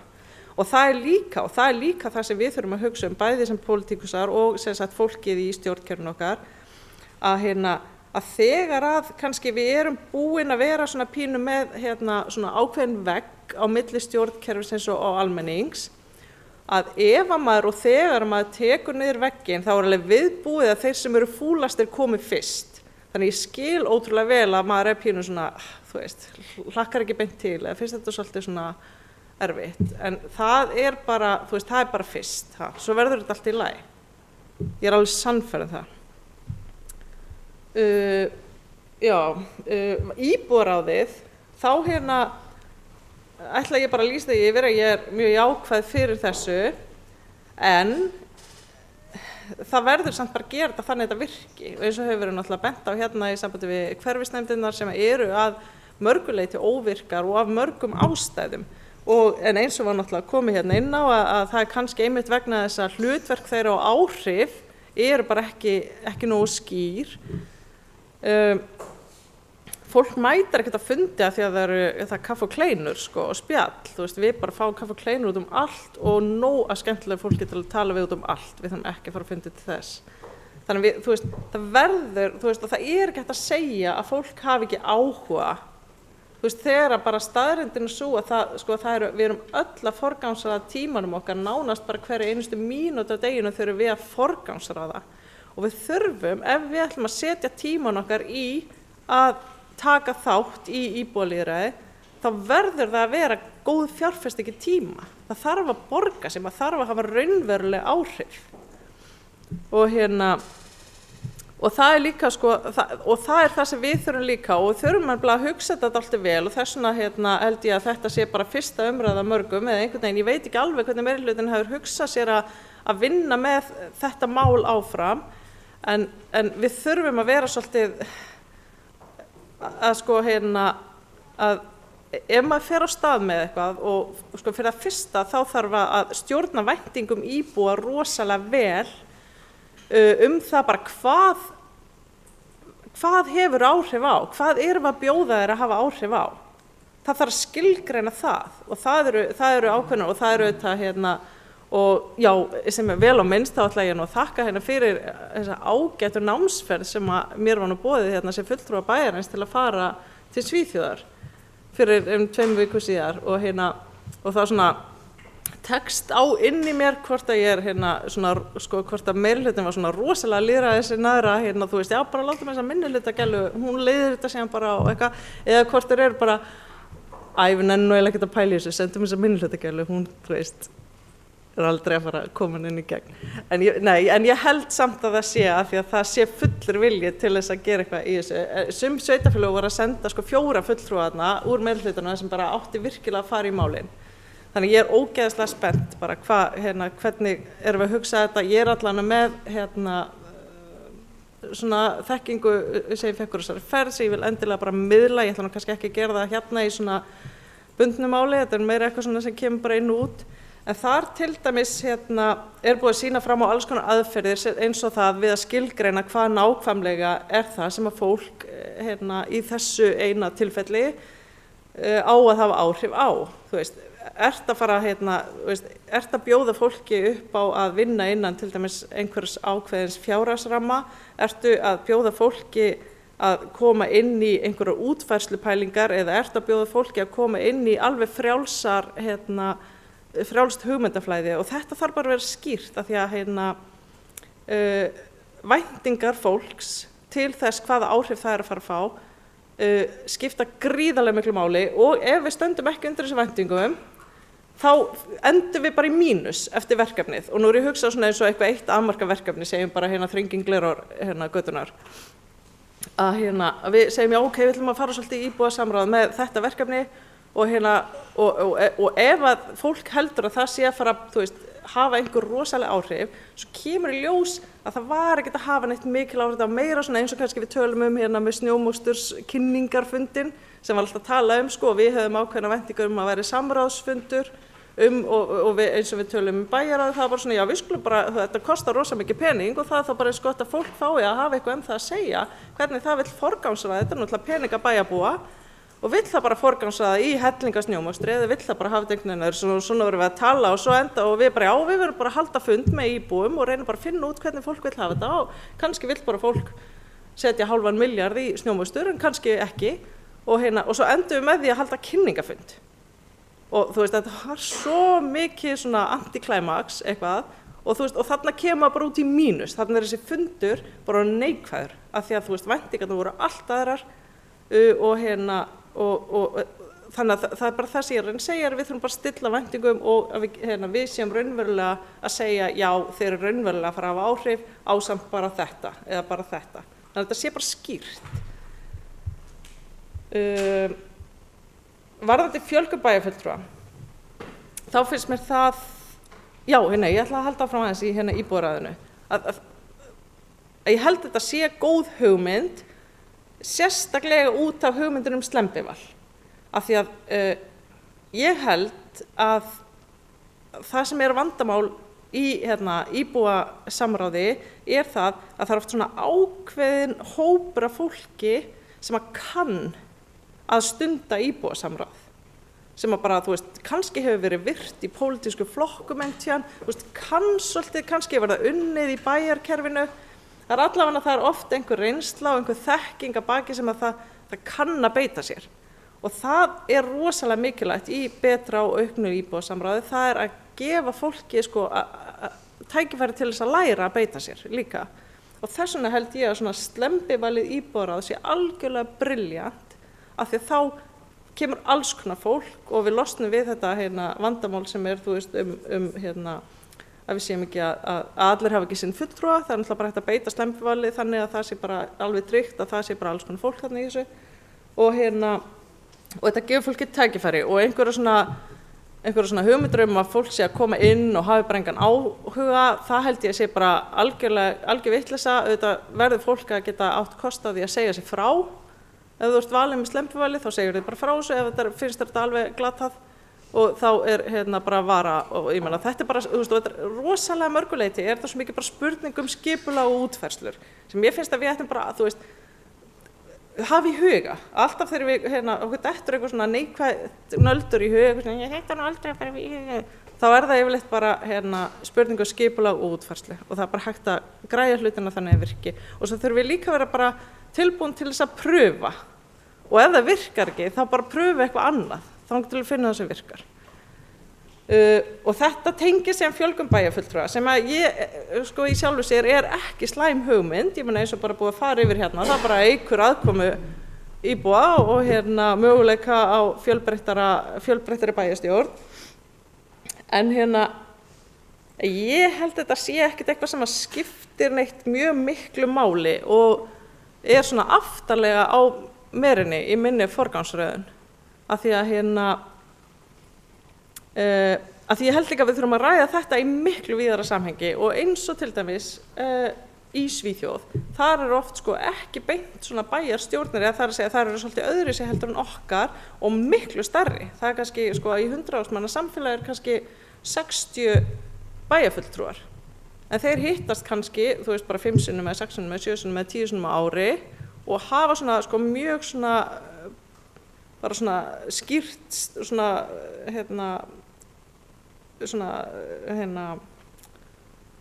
það svona skýrt afmarkað, þú veist, að þau eru í stefnumótun og síðan bara bæjarráð eins og okkar bæjarráð sem að fer eitthvað með framkvæmda stjórn bæjarfélagsins og þarna með því að hafa svona rosalega marga fulltrúa og sem við þyrftum þá að hugsa einmitt líka í sambandi við hvernig það þið launað og hversu mikil vinna það þá, þú veist, en þarna erum við allavega værum við að opna á sko mun breiðari aðkomu og þarna myndi ég vilja skoða bara þessar 2 tillögur fjölgun bæjarfulltrúa og íbúðaráð bara svolítið í samhengi og vera bara vissum að við séum ekki endilega bara að bæta eitthvað, þið veitir hvernig maður svona að gera við í staðinn fyrir að bara endurhugsa málin. Þannig ég legg til að við endurhugsum aðeins bæjarstjórnina versus íbúðaráð og hvort að við viljum hugsanlega steypa þessu bara saman í eina stóra bæjarstjórn sem hefði þá aðeins öðru sitt hlutverk heldur en okkar bæjarstjórn og svona. Þannig ég hlakka til að ræða það betur við ykkur. Hvað varðar svona það að bæjarfulltrúar séu í fullu starfi eða ekki, þá finnst mér einhvern veginn, þú veist, og ég mjög til að skoða alls konar útfærslur á því, en mér finnst alveg spennandi þetta með sko að það vera bæjarfulltrúi sé eitthvað svona ákveðin prósentuhlutfall, það sitji bæjarráði sé eitthvað annað prósentuhlutfall, það að vera í einhverju nefnd eða vera formaður þannig að þú getur púslað þessu upp í jafnvel fullt starf. Ég held að það sé sko að því að sumum hentar bara engan veginn að fara í fullt starf og sumum hentar það mjög vel. En auðvitað sko skiptir mestu máli að fólk hafi tíma og ráðrum til þess að valda þeim verkefni sem það tekja að sér. Það er auðvitað það sem að vandamálið eins og við höfum mikið talað um. Varðandi íbúafundi, þá ég ósammála bæjarfulltrúa Gunnari Gíslasyni að þetta skarist á einhvern hátt á við þátttökufjárhagsáætlunarferlið. Hvað sagði ég? Þátttökufjárhagsáætlunarferlið. Að þarna finnst mér sko vera bara mjög mikilvægur undirbúningur fyrir að því ég held að sko þátttökufjárhagsáætlunarferli í sjálfu sér allavega til að byrja með á meðan við erum að svona stíga okkar fyrstu skref í þessu mun ganga út af það að svona list upp valkostum þar sem að fólk fær að forgangsraða. Ég held að við séum ekki vegna þess að fjárhagsáætlunargerðin það flókin. Ég held að þurfum virkilega að leiða fólk inn í það bara smátt og smátt. Og þannig að íbúafundir held ég að séu sko mjög mikilvæg hluti af fjárhagsáætlunargerðinni til þess að svona gefa fólki tækifæri til að anda sig aðeins inn í hvað í gangi þar. Náttúrulega á sama tíma og við sko stórbætum upplýsingaflæðið og framsetningu gagna. En eins og að tala sko í tillögunum þá snýst það náttúrulega líka að sko undirbúa þessi verkefni og að fólk fái að sem sagt, taka þátt í umræðunni sem að síðan kannski út úr því koma síðan verkefni sem þá hægt að fara með í forgangsröðunarpælingu. Þannig að ég held að þetta tengist líka. Og eins og til dæmis gott dæmi úr Kópavogi þar sem að var vera sko og einmitt líka kemur inn á það sem að bæjarfulltrúi Gunnar Gíslason var að tala með að vera svona duglegri að fara með hluti í íbúakosningu að þá finnst mér bara að við verðum að átta okkur á því að svona íbúakosning, það sem já eða nei, sko einhvern veginn svona síðasti liðurinn í löngu ferli samráðs, verður að vera. Þú veist, við getum ekki kasta bara einhverju í, þú veist, já eða nei, þá getur líka við að við getum sko kasta upp tening bara, því að við verðum að gefa fólki tækifæri til þess að vera með í útfærslunum á valmöguleikunum og átta sig á hvað liggur á bakvið og átta sig á samhenginu og skiljið, vera svona bara þáttakandi í öllu ferlinu sem að einmitt síðan getur endað á einhvers konar atkvæðagreiðslu. Og mér langar að segja ykkur á lokum, það er svona flottasta svona dæmið sem ég heyrði í þessari Svíþjóðaferð og sem ég fannst einhvern veginn svona, já, og rosalega gaman og áhugavert að heyra. Það var sem sagt innsveitarfélagið þar sem var sem sagt ákveðið að fara í einhverjar pælingur eitthvað að gera fyrir unglinga og hvað, þú veist, að unglinga þurftu nú eitthvað svona að bæta félagsaðstöðuna þeirra og þá var sem sagt farið í, og það reyndar sko var ótrúlega áhugavert líka að hlusta á þessi sveitarfélag segja frá því hvernig þau sóttu viðhorf íbúana sinna. Veist, það var ekki haldinn opinn fundur þar sem að úlingum gafst kostur á að koma og segja hvað þau vildu, heldur að virkilega farið í sko, mikla vinnu við að sækja til þeirra hugmyndir. Og sem sagt, það var farið, ok, hvað viljið þið, þú veist, hvernig sjáðu þið, þú veist, og þetta var svona tiltölulega opið, þarna var bara skýrt að en þó innan svona ákveðin fjárhagsramma. Og út úr því kom að úlingarnir vildu stað þar sem þau gætu dansað við sína eigin tónlist, þar sem við getum komið með bara símann sinn, sett hann í samband og spila lög fyrir hvert annað og dansað. Bara frekar einföld og ótrúlega örgulega skemmtileg hugmynd. Og þá farið tilbaka með það, já, einmitt, það bara frábært, við gerum þetta bara og ekkert mál. Nema svo kom sko að sagt, þessi fjárhagsrammi sem að verkefnið þurfti að vera innan, hélt ekki ef að þessi staður var byggður miðsvæðis. En hins vegar hélt ef þetta var byggt í úthverfi. Og þá var farið aftur til úlingana og sagt ok, við getum ekki haft þetta í miðbænum, við getum haft þetta í úthverfi, munið þið þá vilja nýta ykkur þessa aðstöðu. Og svarið var einfaldlega bara nei. Við nennum ekki að taka strætó í hálftíma til að spila lög af iPhone-unum okkar og dansa. Þannig að þá var aftur ákveðið að sem sagt geyma það bara verkefni frekar í 2-3 ár og þá myndi opnast svigrúm fyrir að gera þetta miðsvæðis. Og þarna fannst mér var farið sko og viðhorf sótt, unni með það og svo vantaði svo þurfum við að spyrja þessu. Og það var farið og gert, það var farið og spurt aftur. Þú veist, og mér finnst einhvern veginn svo típist að maður hefði ekki gert þetta. Maður hefði bara, já, ok, plöntum þessu síðan bara þarna og svo verðum maður bara ógeðslega fulla því úlingarnir kom ekki. Þannig að þú veist, það svo mikilvægt að fylgja þessu bara alla leið. En ég geti staðið í allt kvöld og sagt ykkur sögur úr Svíþjóð, en ég ætla ekki að gera það. Já, ok, ég skal gera það fyrst að byrja svona fallega. Nei, en bara takk fyrir mig í bili. Bæjarfulltrúi Sóley Björk Stefánsdóttir hefur lokið máli sínu, næst tekur til máls bæjarfulltrúi Eva Hrund.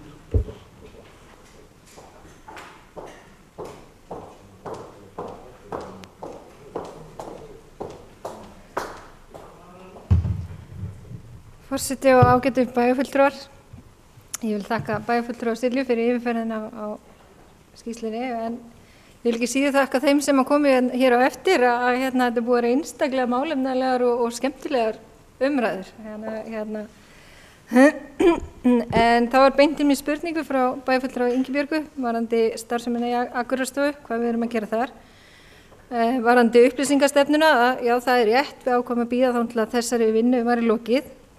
Eins erum við að leggja loka hönd og ferðamálastefnu innan Akureyrarstofu, þannig að það var ákveðið að klára hana og taka síðan umræðu upplýsingastefnuna og fara að vinna að henni. En af þessum verkefnum sem hafa verið talin hér upp í þessar tillögur sem hafa talið að verið hérna upp, ég á því að það sem við ættum að taka fyrst fyrir og leggja mest áherslu á eins og staðan núna einmitt upplýsingastefnan og rafræn stjórnsýsla. Ég bara á því að það eigi að vera í forgangi hjá okkur akkurat núna. En ef ég fæ vitni skýrsluna með leyfi forseta, Góð upplýsingagjöf snýr að því að íbúar sveitarfélagsins og aðrir geta glöggvað sig á hvað í gangi í starfsemi sveitarfélagsins hverju sinni og geti nálgast þær upplýsingar á auðveldan hátt.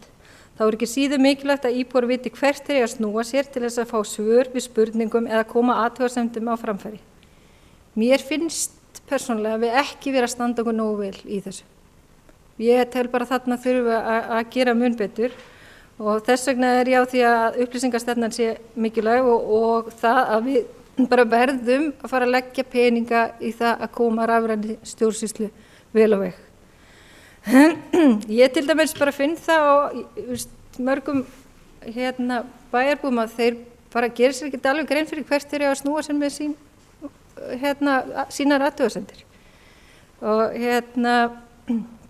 það hefur verið svolítið rætt innan Akureyrar það sé til dæmis eitt af því sem við þurfum að laga. En mér finnst rosalega góð punktur hjá bæjarfulltrúa Sólu að þegar við erum að fá kynningar í nefndum þá séum tilvalið að úrskipti því að fá það sett hann fram að við getum sett það með í fundargerð. Mér finnst þetta bara mjög góð hugmynd og eitthvað sem við ættum bara að reyna að taka upp strax í okkar vinnubrögðum.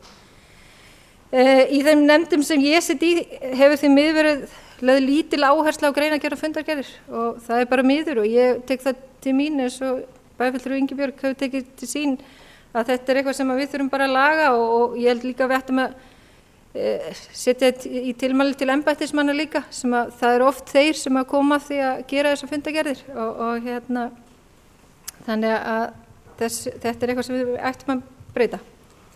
Hvað varðar persónukjörin?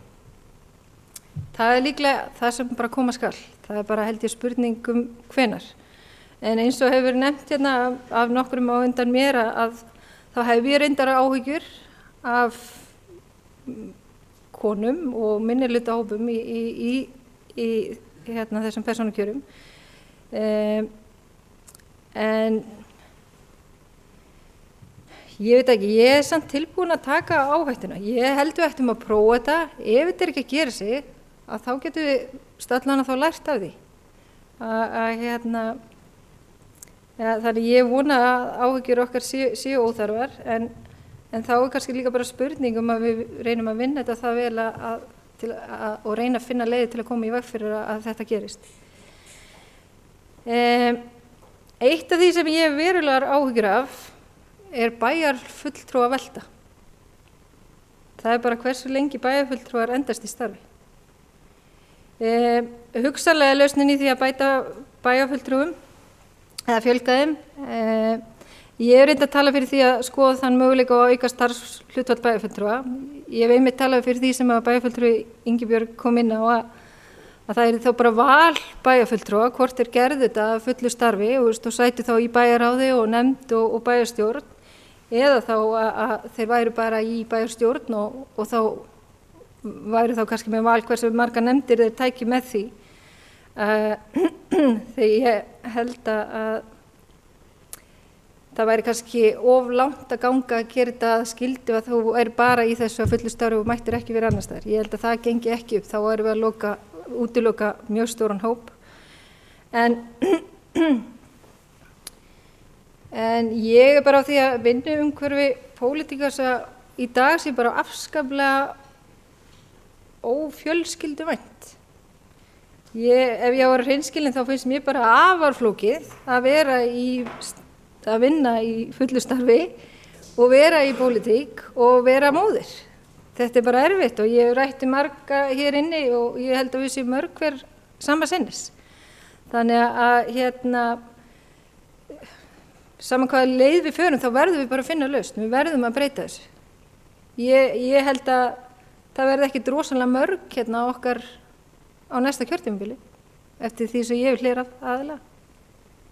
Þannig að en ég samt á því, ég held að okkur finnst þetta öllum alveg óbúslega gefandi og óbúslega skemmtilegt og við viljum gera þetta betur.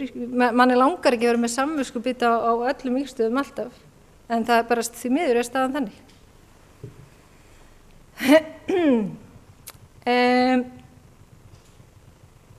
Ég tek undir með Gunnari að íbúakostningar séu eitthvað sem við ættum að taka upp og skoða. Það voru fleiri sem kom inn á það, bæjarfulltrúi Ingibjörg. svo líka jafnvel spurning hvort að eitt af því sem við ættum að setja í íbúakosningar hvort að hverfisnefndir ætti að vera að starfa áfram eða ekki. Mín upplifun að það hef ekki verið mikill vilji hér að virkja þær og mér finnst það pínu miður. Mér finnst við ekki kannski hafa reynt nógu mikið því að mér finnst starfsemið að vera svolítið óskilgreind og þau hafa ekki kannski nægilegt hlutverk til að vera mjög virk. En við hefum nú tvisvar Sjálfstæðisflokkurinn gengið öll hverfi bæjarins og fengið þá í limið okkur einmitt hverfisnefndirnar og fyrir mitt leyti hefur það verið bara afskaplega gefandi og upplýsandi og þannig gaman að sjá og hitta fólk sem bara hefur virkilegan áhuga á því að hafa skoðanir og áhrif á sitt nærumhverfi. Þannig að já, mér finnst pínu miður að við höfum ekki kannski gefið þessu nægilegan séns. En kannski íbúaráðið sem koma skal og mér finnst alveg spennandi að heyra það sem Sóli að segja, hvað verið að gera annars staðar í þeim efnum. En mér langaði þá jafnvel að spyrja bæjarfulltrúa Sóli, hvernig þá með bæjaráðin? Eru þau þá með fleiri fjölda heldur við erum með á hvern íbúa? Við erum hér með 5 í rauninni í bæjarráði og svo áhernar fulltrúa. Þannig að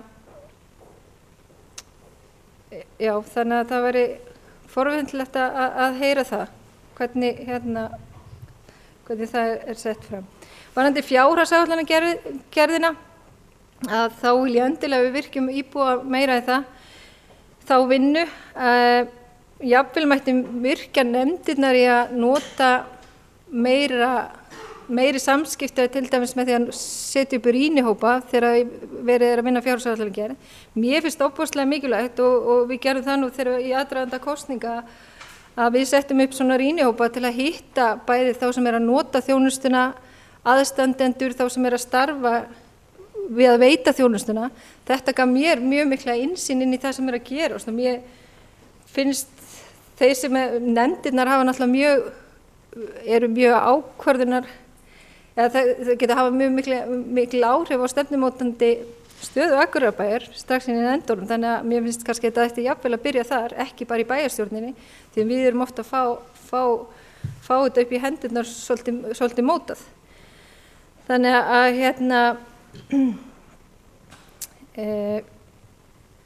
já, ég er á því að margar af þessum tillögum séu bara eitthvað sem við ættum að skoða en við þurfum alltaf að vinna þetta mun betur heldur en kannski að fara dýpra í hvernig við ætlum þá að útfæra þessi atriði.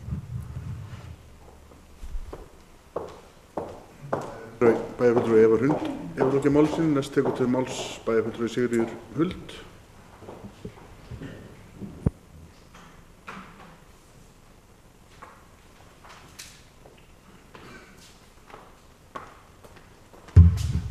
Forseti, ágætu bæjarfulltrúar.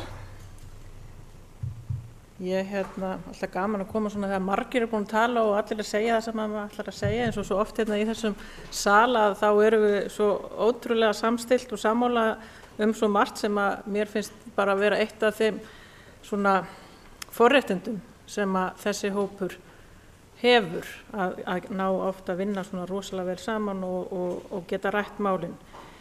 En ég vil nú byrja á því eins og aðrir að þakka kærlega fyrir þessa skýrslu og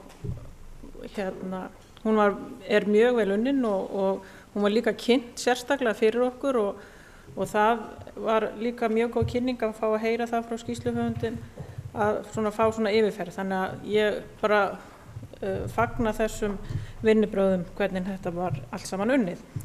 En svona aðeins bara reifa nokkrum hlutum og kannski eitthvað endurtekning reyna forðast það engu að síður en eins og með upplýsingastefnu þetta líklegast það einfaldasta sem við getum gert til að bregðast við þessum tillögum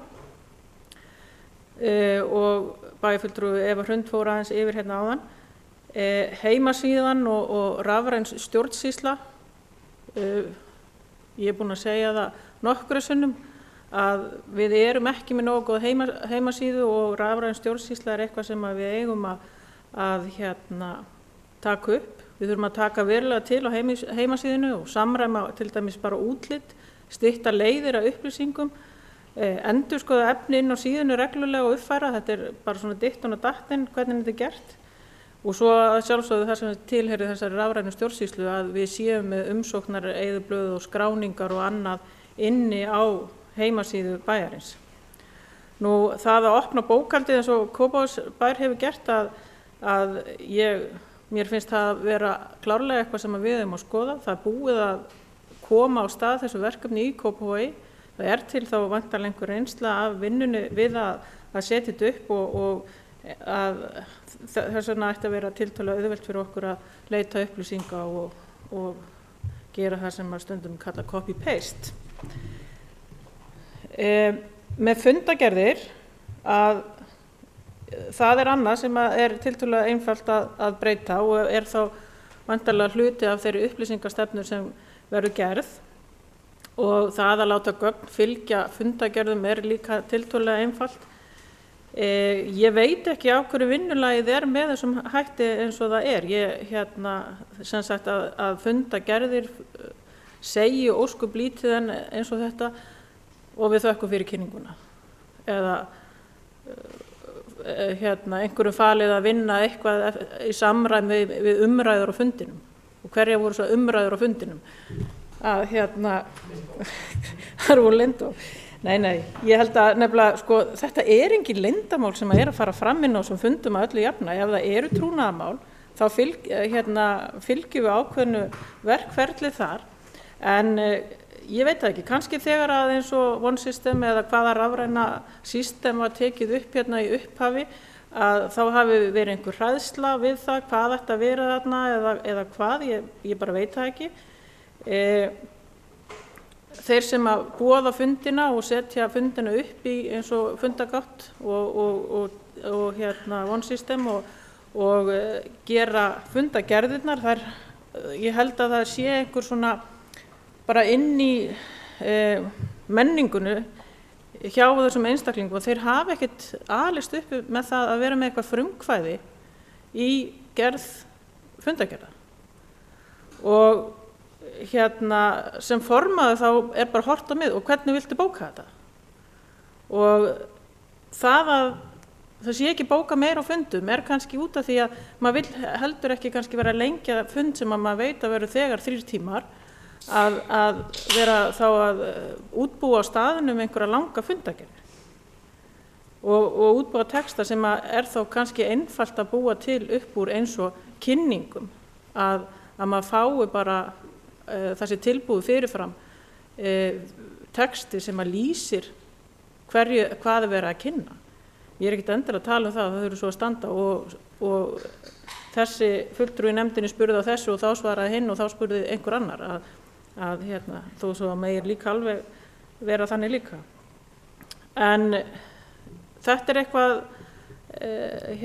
sem að þarf að íhuga meira og ég veit ekki, svo líka þessi krafa undirritun fundagerða í lok funda, hún líka að þvælast fyrir okkur með það hvernig við erum að gera fundagerðirnar? En þetta eitthvað bara sem að þarf og vonandi verið tekið upp í vinnunni hjá Akureyrarstofu að taka þessa umræðu með formönnum nefnda og þeim starfsmönnum sem að skrifa fundagerðirnar og halda utan fundina með okkur. Því að það á ekki að vera eitthvað háð því að við komum formenn nefnda sem sitjum þennan fund í dag og segjumst alltaf að fara að gera þetta allt öðruvísi.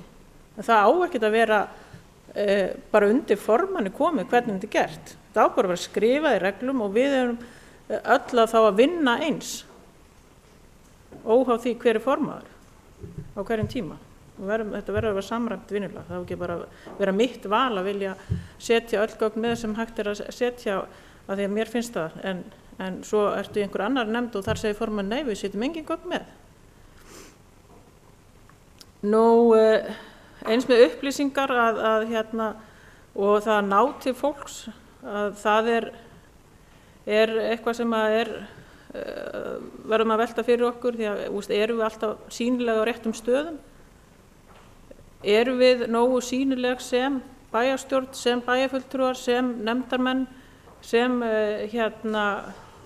þetta að halda utan það sem við erum að gera í bænum. Erum við að selja vörumerkið Akureyrarbær nógu mikið og vera nógu lifandi í því og líka bara stolt af því að tala um það hvað við erum að gera marga virkilega góða hluti hérna í bænum. En okkur örugglega líka alltaf haldið uppteknum við það að vera að bregðast við málum sem eru leiðileg og óvinsæl. En við höfum líka verið duglega að segja frá og gera mikið úr góðu hlutunum. En með það með svona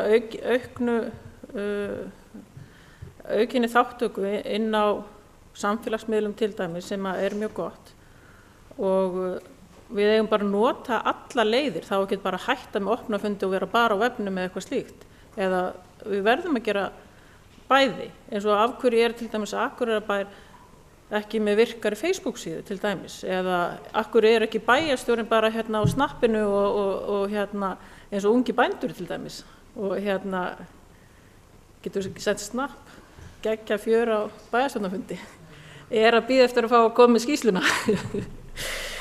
Þannig að ég held að við getum gert alveg margt ýmislegt, ekki bara til þess að vera svona, bara til þess að sýna okkur eitthvað, heldur líka að veita upplýsingar.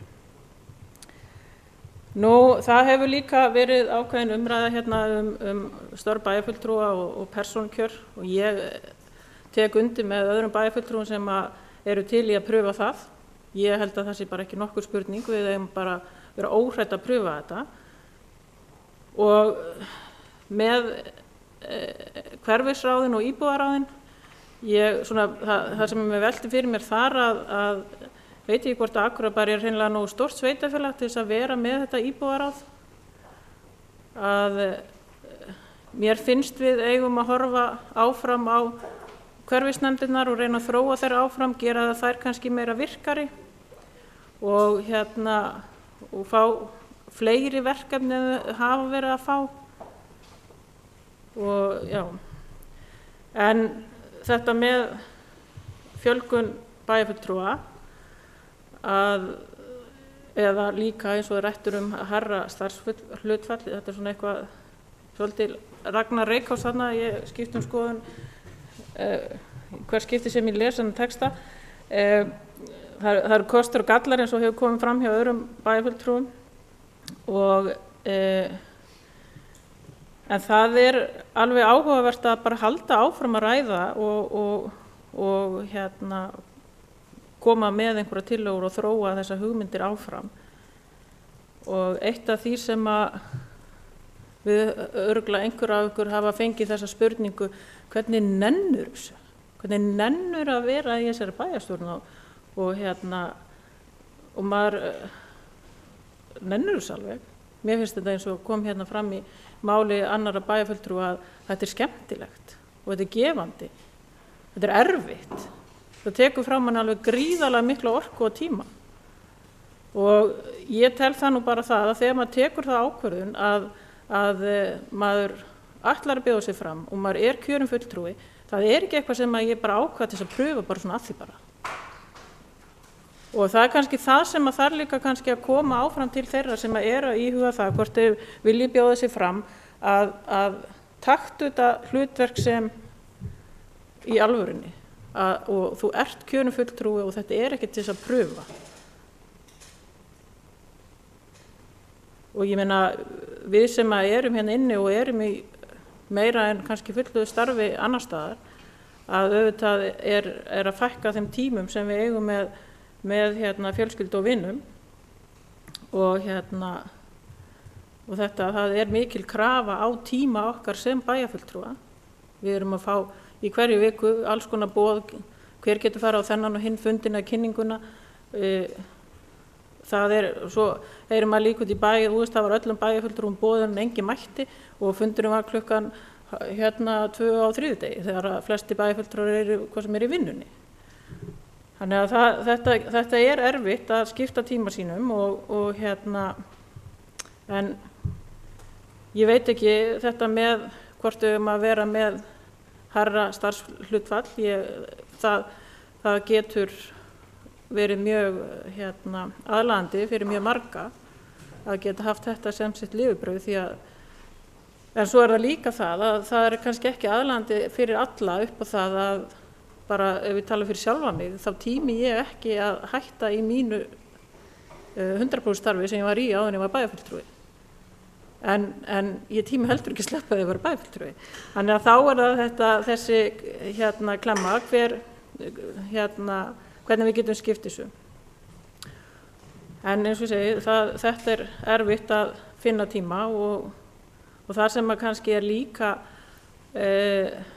erfitt að finna sér tíma til þess að rækta sjálfan sig og að hafa tíma til þess að byggja sjálfan sig upp. Ég sagði nú í ganni áðan að ég var ekki tilbúin því ég var ekki búin að fara í klippingu og ég hef ekki ennþá fundið mig tíma til þess að panta klippingu.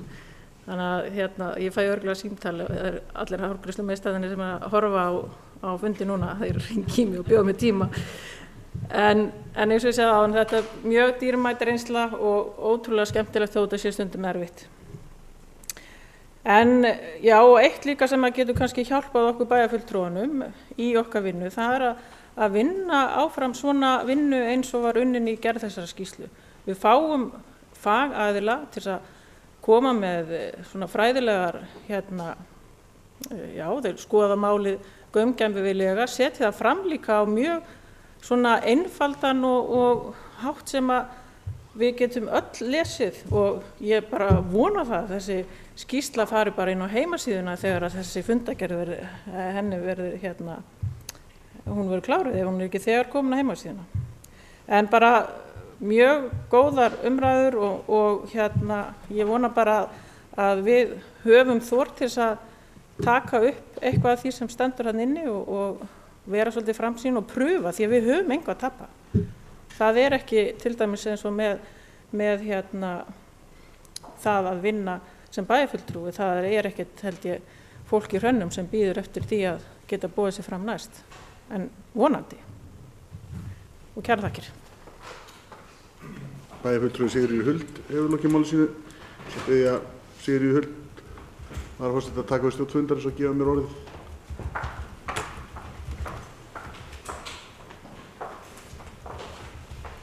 Matthías Röggvarsson, bæjarfulltrúi, hefur beðið orðið. Forseti ágætu bæjarfulltrúar, ég vil þakka kærlega góðar umræður þetta mál og þessa skýrslu. Mér finnst þetta frábær vinna og ég vil endilega að við tökum þetta áfram. Mér finnst þetta mjög mikilvæg vinna og við eigum að vera svolítið óhrædd að gera tilraunir í okkar sveitarfélagi. Það nægilega stórt sveitarfélag, við ættum að geta að skoða möguleikann á persónukjöri, við eigum að vera leiðandi í að koma gögnum frá okkur, við eigum að sjálfsögðu að reyna að virkja bæjarbúa eins og við getum, við verðum líka átt okkur á því þegar við erum að virkja fólk að hvað við ætlum að gera við þá vinnu, þannig að fólk upplifi það ekki að það sé að taka þátt í einhverju sem skiptir engu máli. Ef við erum að leita álits á einhverju, þá eigum við að hlusta. Og ef við ætlum að leggja það í dóm bæjarbúa, hvort að ég að fara til hægri eða vinstri eða gera þetta eða hitt, þá eigum við vera tilbúin að taka mark á því. En við erum líka að passa okkur þegar við erum að framselja vald okkar sem bæjarfulltrúar, við erum kosin hér, að hvað þetta þýðir, hvað erum við að tala hvað þarf að vera mikil þáttaka, hvaða mál eiga að fara þarna inn og hvaða mál geta ekki farið þarna inn og allt í þeim dúr. Og ég tek líka undir það varðandi fundagerður annað, þá finnst mér það mjög mikilvægt að öll gögn fari á netið og við höfum eins gegnsæja stjórnsýslu og við getum, en mér finnst það líka mikilvægt að það sé samræmt, að það sé ekki vegna þess að það sé einn formaður eða tveir formenn sem eru duglegir, þetta bara ákvörðun sem liggur fyrir og við ætlum að fylgja henni eftir og við förum þá eftir því að það sé búið að fara í gegnum þetta með nefndafólki og með starfsmönnum nefndana og annað slíkt, hvernig á þetta að vinnast og hvernig við ætlum að byrja á þessu og frá og með næstu áramótum eða hvenær þá fara öll gögn svona inn eða frá og með 1. október eða hvenær það er. Þannig að þetta sé samræmt og þetta gildi alla þær nefndir sem geta sett gögn sín á netið. Þannig ég held að það séu alla nefndir fyrir utan kannski barnaverndarnefnd eða eitthvað álíka sko. Ég meina það fullt af gögnum sem fara á netið og eru aðgengileg en það má bæta það.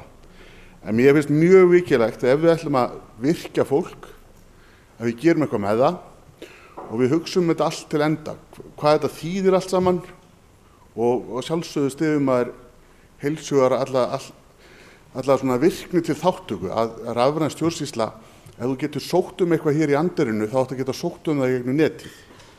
Þú áttu að geta fylgst með þínum málum í gegnum netið. Það eru til alls konar lausnir hjá meðalans fyrirtæki svo Von og ég veit að Kópavogur, Reykjavík hafa tekið upp alls konar lausnir sem að eru til þess að greina vilja bæjarbúa, opinbert bókhald og ýmislegt. Við höfum bara að kynna okkur hvað þessi aðilar hafa gert. En aðalatriðið að við hugsum þessa hluti vel, vinnum með þessa skýrslu og förum áfram með hana, förum í gegnum þetta og verum svolítið óhrætt við að prófa hlutina. Sjálfsögðu ætla ég ekki að hafa mál mitt mikið lengra. Takk fyrir. Bæjarfulltrúi Matthías Rögnvaldsson hefur lokið máli sínu og biður forseta að taka við stjórn fundarins.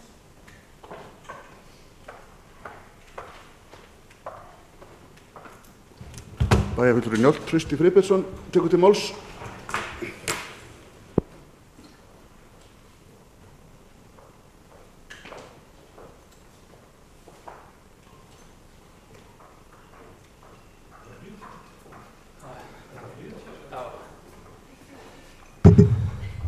Forseti, ágætu bæjarfulltrúar, þetta voru örstutt, eins og venjulega. Það bara búin að synda aflaust í þessari umræðu, það er bara ágætt. Menn eru búin að tjá sig nokkuð starfið hérna sem bæjarfulltrúi og það er gott. Og ég ætla svona rétt að hlaupa búið eins og bæjarfulltrúi Sigríður Huld kom inn á, það er búið að segja margt hérna, þannig að ég ætla svona rétt að koma með kannski einhverja svona punkta sem að svona með einhverja aðra með upplýsingastefnuna og fundagerð bæjarins. Þetta er búið að vera mjög lengi rætt hérna og rætt mikið á síðasta kjörtímabili og það er rétt ef maður fyrir að hugsa þetta, maður bara getur verið að pæla í undanfari en hérna okkur er mjög ákaflega hægt í að bæta þér og hérna þannig að það má klárlega fara betur í þau mál. Ég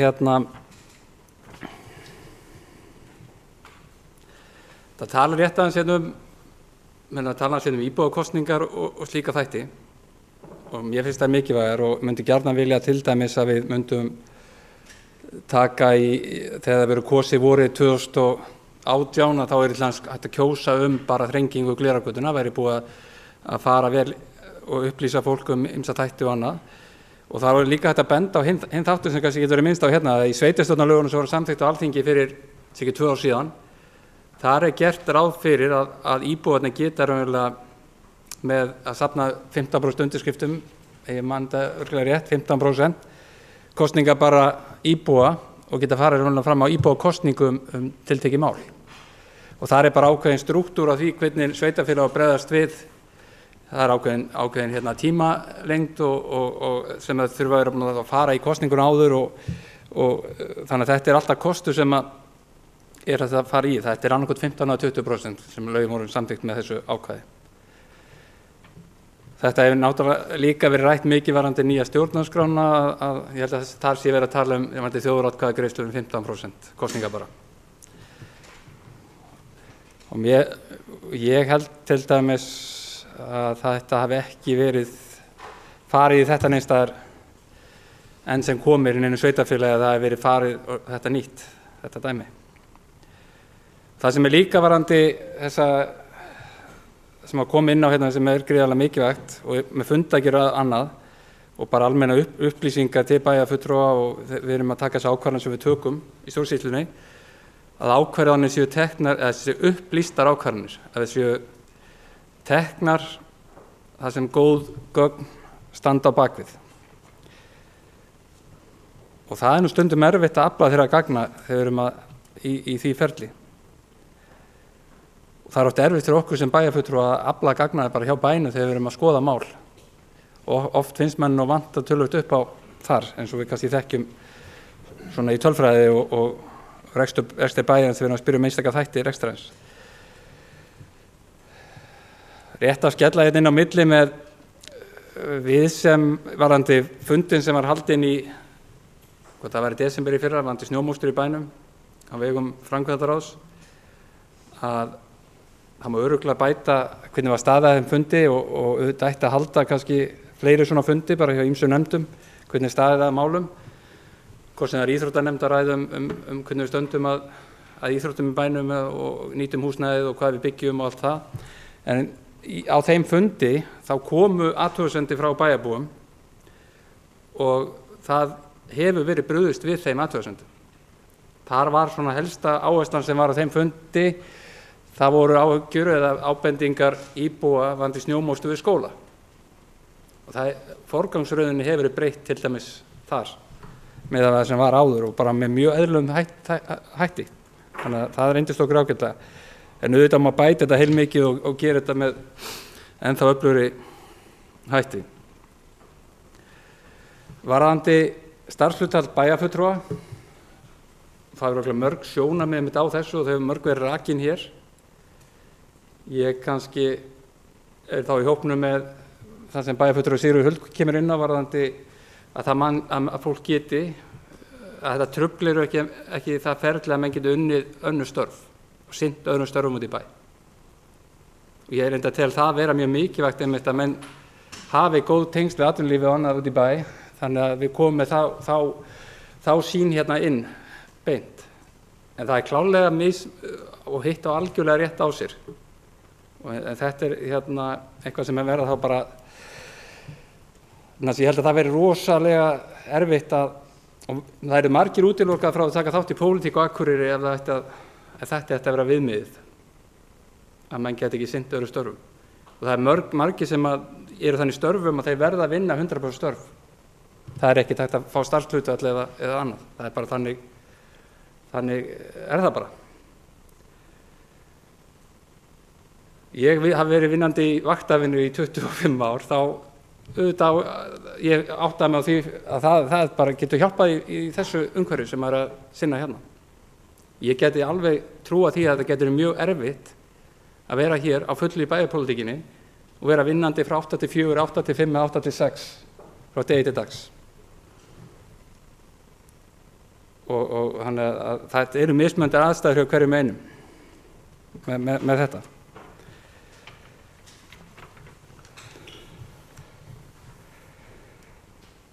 Frábær hugmynd bara bæjarstjórinn á snappið. Ég reikna með að hann taki þetta bara upp.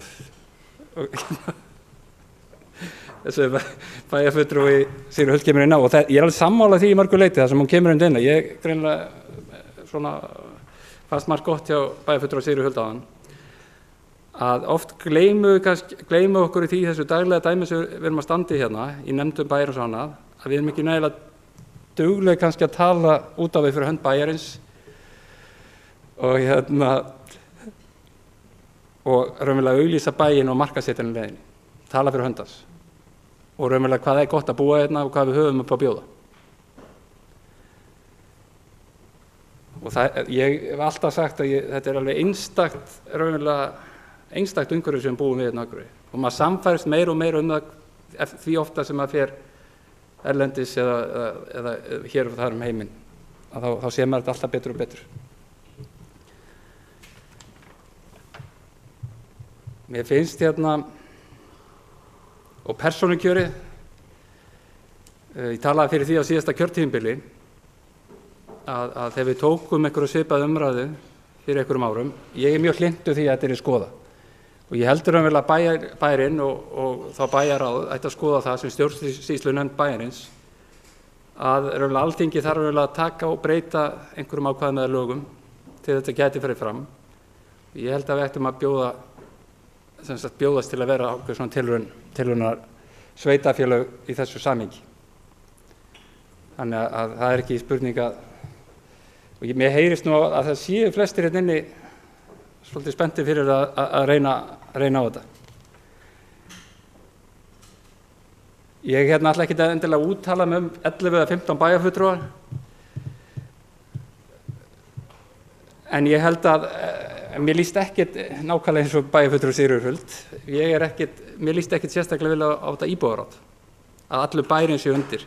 En vandamálið ég tók þátt í að vera í hverfisnefnd Brekkunnar og Innbæjar fyrir einhverjum árum síðan þegar ég bjó á Brekkunni og hef svolítið fylgst með þessari vinnu eftir maður hætti þar og svo byggi í Naustahverfi núna á hana og ég sé alveg hversu erfitt þetta er. Mér kannski hefur ákveðin virkni í Naustahverfinu, það hefur verið að byggja upp nýtt hverfi og annað.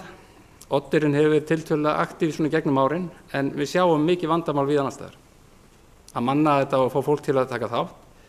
Og þá finnst mér kannski slempi úrtaki varðandi íbúaráðið að eins erfitt og að fá fólk almennt til að taka þátt í félagsstörfum eða í pólitík eða hvað sem það er að auðvitað geta menn eins og kannski bæjarfulltrúi Sóley Björk kemur geta það hafnað í að fara í þetta.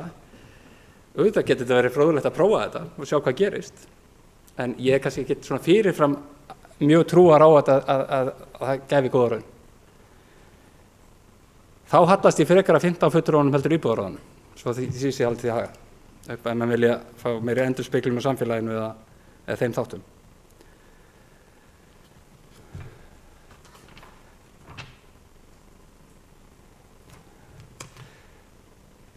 Varðandi, en svona bara í lokin eins og að taka þátt í öllum félagsstörfum eða pólitík hverju sem maður tekur þátt í lífinu, það hlýtur alltaf að vera bara fyrst og fremst á áhuga.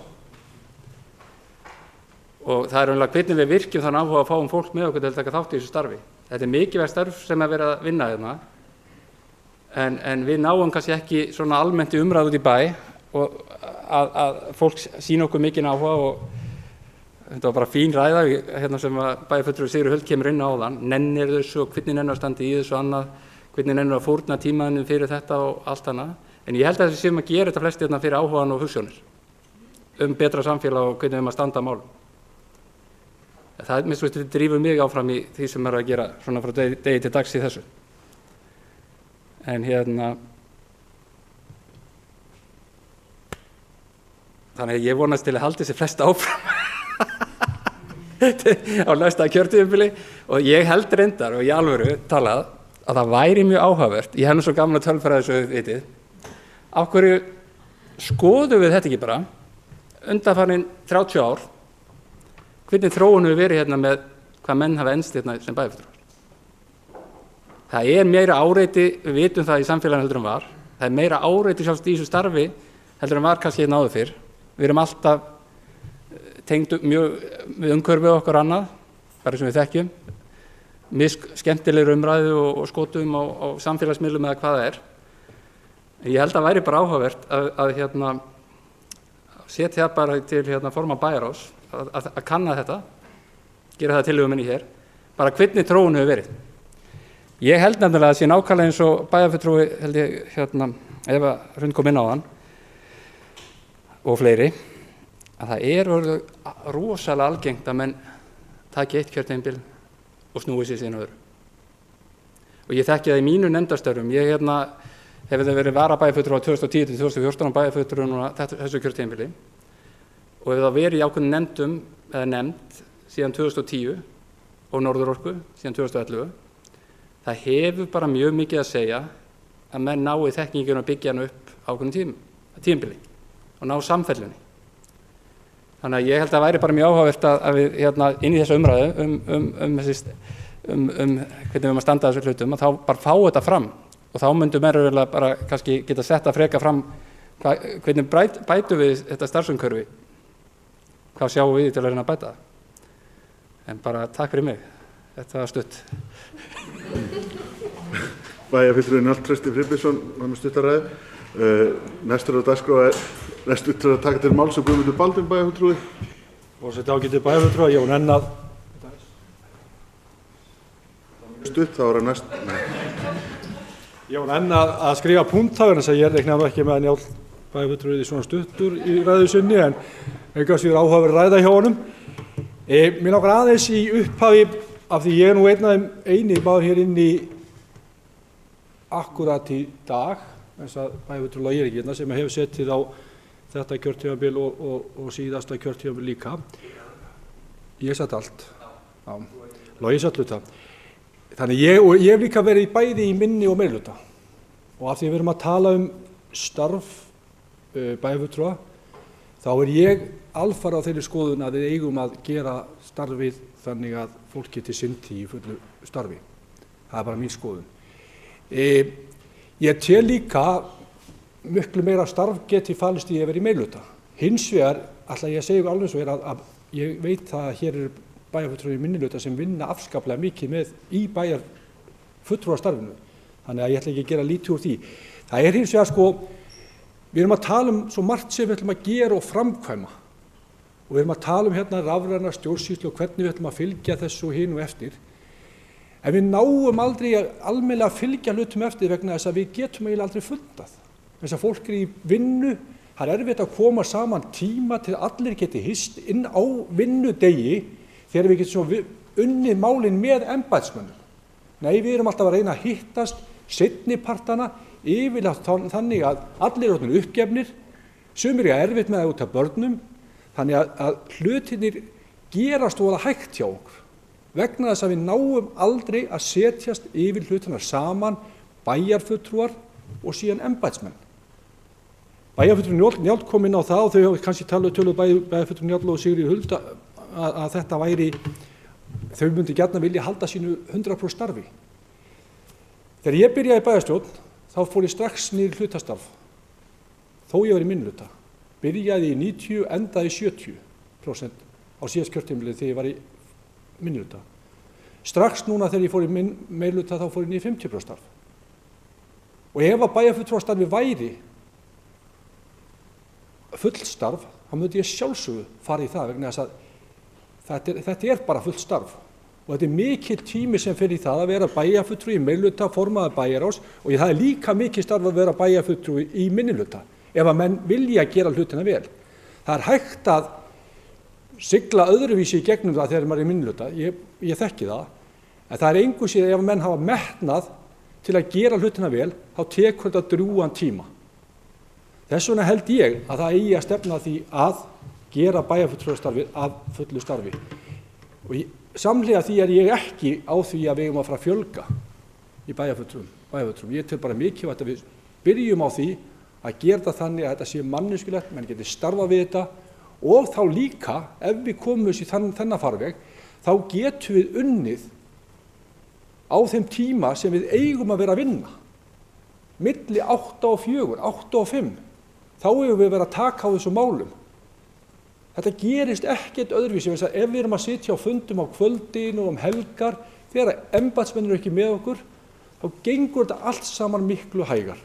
Þannig að ég held að við skulum taka þetta til athugunar þegar við förum að vinna betur með þessa skýrslu. Þetta er náttúrulega bara skýrsla sem er mjög góð og hjálpar okkur til þess að taka ákvarðanir, en ég er á því að við eigum að stefna því að gera bæjarfulltrúastarfið að fullu starfi og við skuldum bæjarbúum það.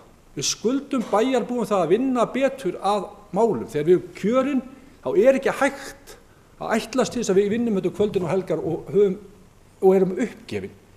Það er líka slæmt að bæjarfulltrúar eru hérna að koma og opna sig eins og bæjarfulltrúar Njáll kom inn á, hálfgerður svona, við erum að rauninni bara að opna okkur og vitna og menn eru hérna að koma að það þeir séu örmagnast undan þessu og líklega ætlir ekki að halda áfram. Það er vond. Bæjarfulltrúar Gunnar kom inn á það væri mikilvægt að menn væru hér minnst 8 ár, hámark 12. Það til ég verið mikilvægt, þess að það er reynsla og þekking sem við erum að flytja með okkur á milli kjörtímabila. Þannig að það er slæmt þegar við erum að fá hérna bæjarfulltrúa sem að sitja í 4 ár, eru í fullu starfi sem bæjarfulltrúar og brenna út og treysta sig til að halda áfram. Það er vond. Þessu þurfum við að breyta. Varðandi, menn eru búin að fara inn á allt og ég segi eins og einhver sagði hérna áðan að það er mjög erfitt að koma svona aftarlega í hópnum og þetta er af því að það er allir búin að tala það sama. En ég samt verða að koma mínu skoðun að varðandi þessi mál.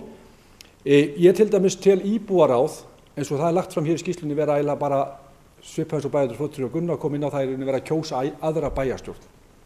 Það tel ég ekki rétt. Og ég tek undir hans hugmyndir að það væri nær þá í rauninni að koma ef að menn vilja breyta þessu og vilja gera þetta virkara þessar hverfisnefndir, þá ætti bara að vera 2 hverfisnefndir, norðan og sunnan Glerár sem dæmi, það gæti hugsanlega verið möguleiki. Að vísu náttúrulega hefur fólki að fjölga dálítið mikið sunnan við Glerána, en ég veit ekki hvort það myndi vera eitthvað ójafnvægi þar í, en ég held að við ættum að skoða það frekar. Þessar hverfisnefnd sem hafa verið í dag, menn tala gjarnan það hvernig þær hafa verið að fúnkera og það nú bara þannig að þær sveiflast bara til eftir hvert það einhverja framkvæmdir í hverfum og svona, þannig að það kannski mörguleyti eðlilegt og þá fer fólki þetta sem hefur áhuga í sínu hverfum, tekur þátt í þessari vinnu. Það ræddi við einn maður í gær þegar við vorum að ræða þetta í okkar hópi Framsóknarfólk, að þá ræddi einn maður að það var eitt af versta sem hann vissi, það var þegar hverfisnefndin fengu allt í 2 milljónir á ári úr afmælispenningu til að ráðstafa. Þeir lentu í vandræði með það. Og hverfisnefndir voru kannski bara að reyna að finna einhver verkefni sem oftast lentu inn á skólalóðum, eitthvað sem að var ekkert og átti ekki að vera hlutverk hverfisnefnda. Og þeir gátu ekki flutt þetta á milli ára og það var ýmislegt sem var ekki nógu vandað í þessu ferli af okkar hálfu og kannski var það vegna þess að bæjarfulltrúar höfðu ekki tíma til þess að fylgjast nógu vel með þessu og embættismenn kannski voru ekkert alveg að skilja og það vantaði þarna þráð milli bæjarfulltrúa og embættismanna. Þess að hugmyndin var góð í upphafi, ég tók þátt í því, af því eini hér sem sitt hér inni sem tók þátt í að samþykkja þetta. Það var kannski, mistókst kannski eitthvað, hvernig þetta var framkvæmt og hvernig þessu var fylgt eftir. Varðandi fundagerðir, menn eru búin að tala mikið um fundagerðir og segja að það þurfi nú að fara að setja einhverja reglur um þetta. Það var nú bara þannig að 2013 voru þessar verklagsreglur samþykktar og við þurfum bara, og ég var að tala hér afsíðis við bæjarstjóra og skoraði á hann og gerði það bara hér í ræðustóli að það verði bara send á alla formenn og embættismenn þessar verklagsreglur og sagt, nú förum við að vinna eftir þeim. Þær eru til. Það er ekki flókið að bara fara að vinna eftir því. Menn er að velta við sér að það getur verið mismunandi milli nefnda. Þetta er bara þessar verklagsreglur voru samþykktar í 2013 og akkurat kemur fram í þessar skýrslu og bæjarfulltrúi Sólu sagði svo skemmtilega frá áðan. Gaman að þið fáum svona skýrslu og menn segja bara þið bara að fara að vinna eftir því sem þið eru þegar búin að setja. Þannig að við eigum bara að fara að vinna eftir þessu verklagsreglum og ekki að vera að bíða til áramóta eða einhvers tímapunkts. Við erum bara að byrja á því núna. Og þá er líka eitt sem við þurfum að gera sem að einhver hefur komið hérna inn á, að það er mikilvægt að þegar við ætlum að fara að birta hluti, að þá séu þeir sem að senda okkur gögn meðvitaður það að þetta sé til birtingar, þannig að orðalag og framsetning sem er þeim hætti, það sé skiljanlegt fyrir þann sem er að fara að lesa út í bæ. Þannig að ég held að við ætlum að taka það líka til athugunar þegar við erum að biðja einhverja skýrslu, þá sé það fyrsta sem við gerum það að menn viti það að þetta sé opinbert gagn og þá setja menn þetta fram með skýrum hætti. Það sé mjög mikilvægt.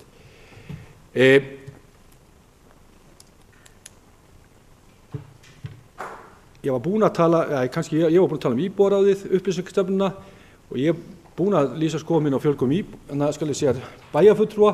Þetta eru aðgerðir sem að þessi ágæti hópur talaði að við ættum að fara strax í að vinna og ég held að sé mikilvægt að því mér heyrist, var ég að gera um að tala um persónukjöri, ja?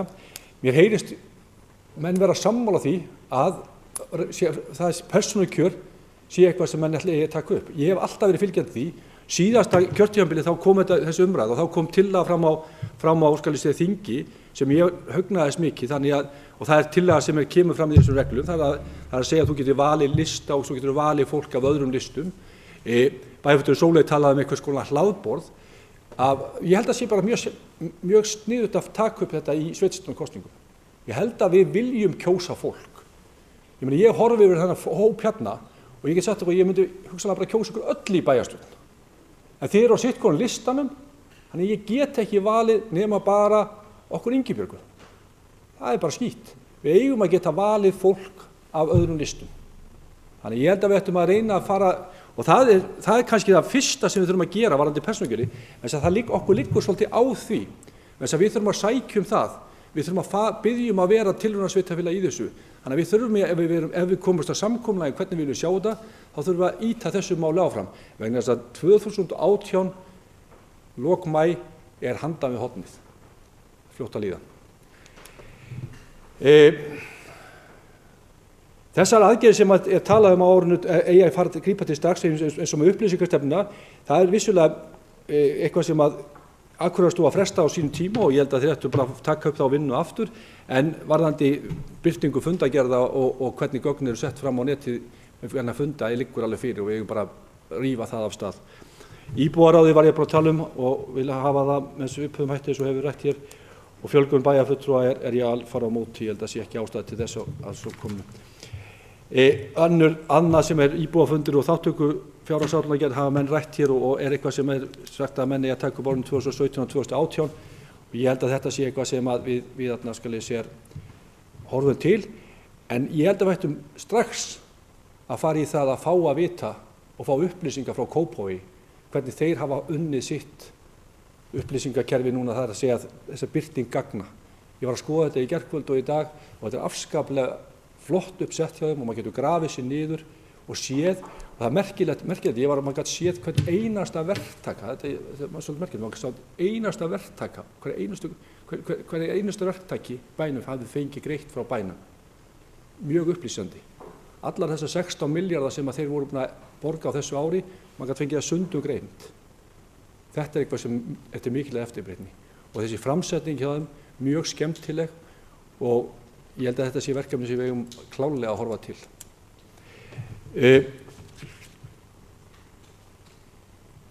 Ég ætla ekki að lengja þetta er dálítið langar umræður en ég ætla ekki að lengja mikið hérna í viðbóti en ég ætla samt að segja eitthvað. Bæjarfulltrúinn Njáll talaði hvort að ég skoraði að ég tæki upp einhverja könnun á því hvernig þetta hefði verið fyrr og nú í starfi bæjarfulltrúa. Það nú einhvern veginn þannig að það hefur orðið gjörbreyting á bæði umhverfi bæjarfulltrúa og ekki síður samsetningu bæjarfulltrúa. Ég áður fyrir að þetta var þetta bara svona kalla samkomur að stóru hluta, þar sem menn svona kannski réðu sér sjálf til sjálfur og oft voru þetta svona kannski einhverjir svona yfirstéttarmenn í bænum. Nú hefur þetta bara orðið gjörbreyting á, við erum að sjá þverskurð af samfélaginu og þetta er allt öðruvísi samsetning og við þurfum að taka mið af því. Það er líka miklu meira áreitt heldur en hefur verið en ég skal sannarlega reyna að átta mig á því og reyna að fá einhverja og fæ örugglega einhverja góða embættismenn í lið með mér það að tína þessu gögn saman þannig að við getum séð svona hvernig þetta hefur þróast. Ég búin að tala fullu, já. Ég held þessi bara búin að taka það punktar sem ég var að reyna að skrifa þetta niður á áðan en ég legg áherslu á það að við vinnum áfram með þessa skýrslu og þessar tillögur og við reynum þá fyrst og fremst að horfa til þessa persónukjörs, að við skoðum það strax hvernig við getum gert það og svo held ég að við ættum að ljúka því fyrir þetta kjörtímabil, lok þessa kjörtímabils, að við séum búin að taka ákvörðun það hvernig við ætlum að sjá starf bæjarfulltrúa á næsta kjörtímabili. Takk. Bæjarfulltrúi Guðmundur Baldvin Guðmundsson hefur lokið máli sínu, næst tekur til máls Eiríkur Björn Björgvinsson, bæjarstjóri.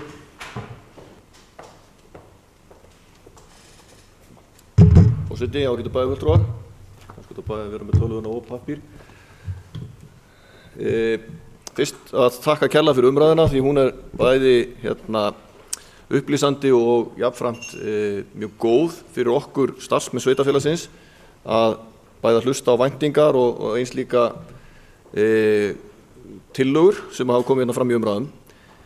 Það sem að mér langar til þess að gera hér er að aðeins að blanda mér inn í umræður fundagerðir til upplýsingar líka en jafnframt aðeins að svona lýsa minni sín á umræðuna hvernig menn svona nálgast þessa umræðu.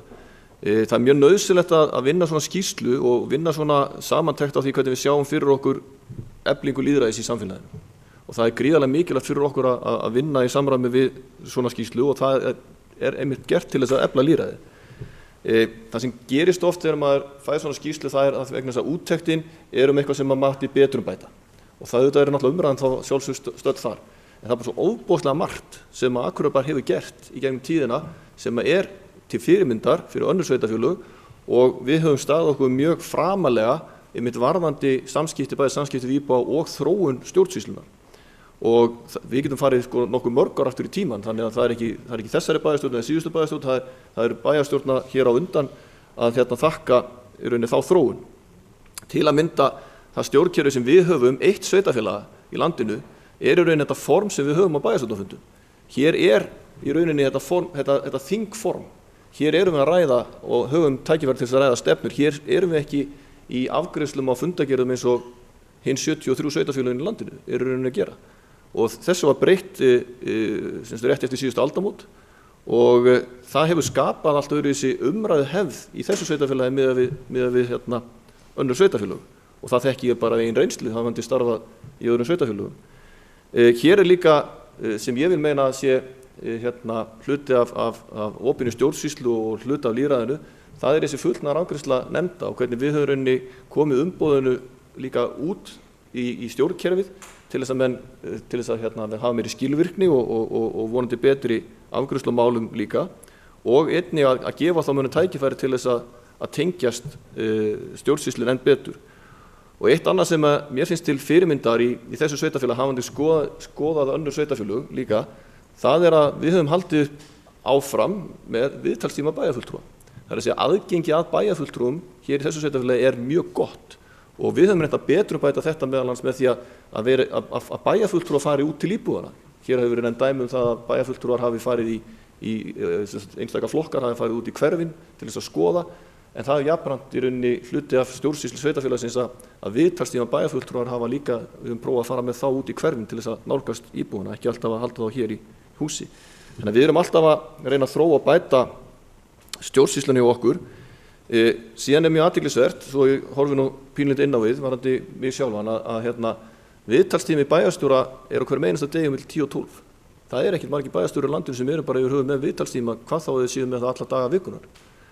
Og aðgengi að embættismönnum og ég reyna alltaf að hafa aðgengi að mér mjög opið og við reynum að hafa mjög skilvirkt, þannig að fólk þurfi ekki að bíða lengi eftir að fá viðtöl eða sem sagt fá aðgengi að okkur. Vildi bara aðeins fá að koma þessu á framfæri, mér finnst nauðsynlegt að bara fá tækifæri að nefna þetta líka í umræðunni. Síðan varðandi þetta með gögnin sem við getum alltaf bætt okkur í að hafa skýrara og við þekkjum umræðunum gagnrýnin á heimasíðuna. Ég segi nú stundum að hvort sem það með þessa heimasíðu eða heimasíðu annara að það tekur alltaf tíma að læra bara inn á heimasíðunar. Þá getur maður veit svona hvert maður á að leita. Ég nota heimasíðuna mjög mikið og á ekki miklu vandræðum með að finna það sem ég þarf að leita. Til dæmis að þá eru á heimasíðunni undir stjórnkerfi, reglur og samþykktir 103 reglur og verklagsreglur og samþykktir það hvernig okkur ber að vinna í þessari stjórnsýslu. Þannig ég skora bæjarfulltrúa að bara fara hann inn og aðeins að bara svona stúdera þetta, ég ætlist ekki til þess að ég kunni þetta allt saman utan af, sem 103, en þarna hafa íbúarnir líka mjög gott aðgengi á heimasíðuna eftir hvers konar vinnureglu við vinnum. Og það búið að vitna hér meðal annars í verklagsreglur ritum fundagerða og það eru upphaflega frá, eða ekkert upphaflega, það reyndar voru gerað 2012 það sem var verið að samræma hvernig við ætlum að rita fundagerðir og það er í 16 liðum og þið finnið þetta á heimasíðunni ágætu bæjarfulltrúar. En jafnframt voru það svo endurbættar sem að forma bæjarráðs vitnaði til hérna áðan, það sem einmitt farið ofan í það hvaða gögn ber að birta. Og auðvitað það mitt hlutverk sem og að sjálfsögðu nefndarmanna og ekki síst á formanna nefnda að tryggja það að við förum eftir þessum verklagsreglum og það einmitt það sem við komið fram hér í umræðum að þar mættu við að standa okkur miklu betur. En reglurnar eru svo sannarlega til staðar og við þurfum bara að gera gagnskur í því að láta það virka. Aðeins varðandi rafræna stjórnsýslu að þá eigum við til 2 skýrslur rafræna stjórnsýslu frá 2009. Bæjarfulltrúi Gunnar Gíslason bendir mér á þessu til 3, ég með allavega upplýsingar 2 frá 2009 og 2012 og hugsanlega einhver eldri en það sem ég hef þá ekki fundið, en þær skýrslur eru sjálfsögðu aðgengilegar bæjarfulltrúum og mjög nauðsynlegt fyrir okkur að nýta með það sem hefur verið gert, en eins og var nefnt hér í umræðum áðan sem líka fullkomlega rétt að það vantar fjármagn til þess að koma þessi inn í framkvæmd. Og ég skora á bæjarfulltrúa að taka þetta einmitt inn í umræðuna núna við gerð fjárhagsáætlunar fyrir næsta ár. Þannig að við tökum einhver skref í þessu, ég ekki að segja við þurfum að uppfylla þetta allt saman, heldur við tökum einhver skref varðandi rafræna stjórnsýslu. Og síðan á lokum að þá bara brýna það við bæjarfulltrúa vegna þess og nefndar fólk ekki síst, að gefa fundarriturum tíma til þess að ljúka við gerð fundarritunar. Vegna þess að við þekkjum það eins og þau hefur komið fram vel í umræðum að þið eru tímabundin en til þess að fundagerðin sé vel úr garði gerð með öllum gögnum, með öllum undirgögnum og svo framvegis, þá verðum við að hafa tíma til þess að ljúka þeim. Og það gildir það að þá verða menn að bíða rólegir vegna þess að fundargerðin ekki samþykkt fyrir þið hafi undirritað hana eða nefndarfólk hefur undirritað hana. Þannig að þetta samstarfsverkefni okkar, sem sagt starfsmanna bæjarins, sem að sjáum að aðstoða ykkur með fundarritun og framkvæmd funda og að sjálfsögðu ykkar bæjarfulltrúa og nefndarmanna. Og það samstarf hefur vissulega verið gott, en við þurfum bara að sýna þessu enn meiri þolinmæði. Takk. Eiríkur Björn Björgvinsson, bæjarstjóri, hefur lokið máli sínu. Næst tekur til máls Jón Þorvaldur, bæjarfulltrúi.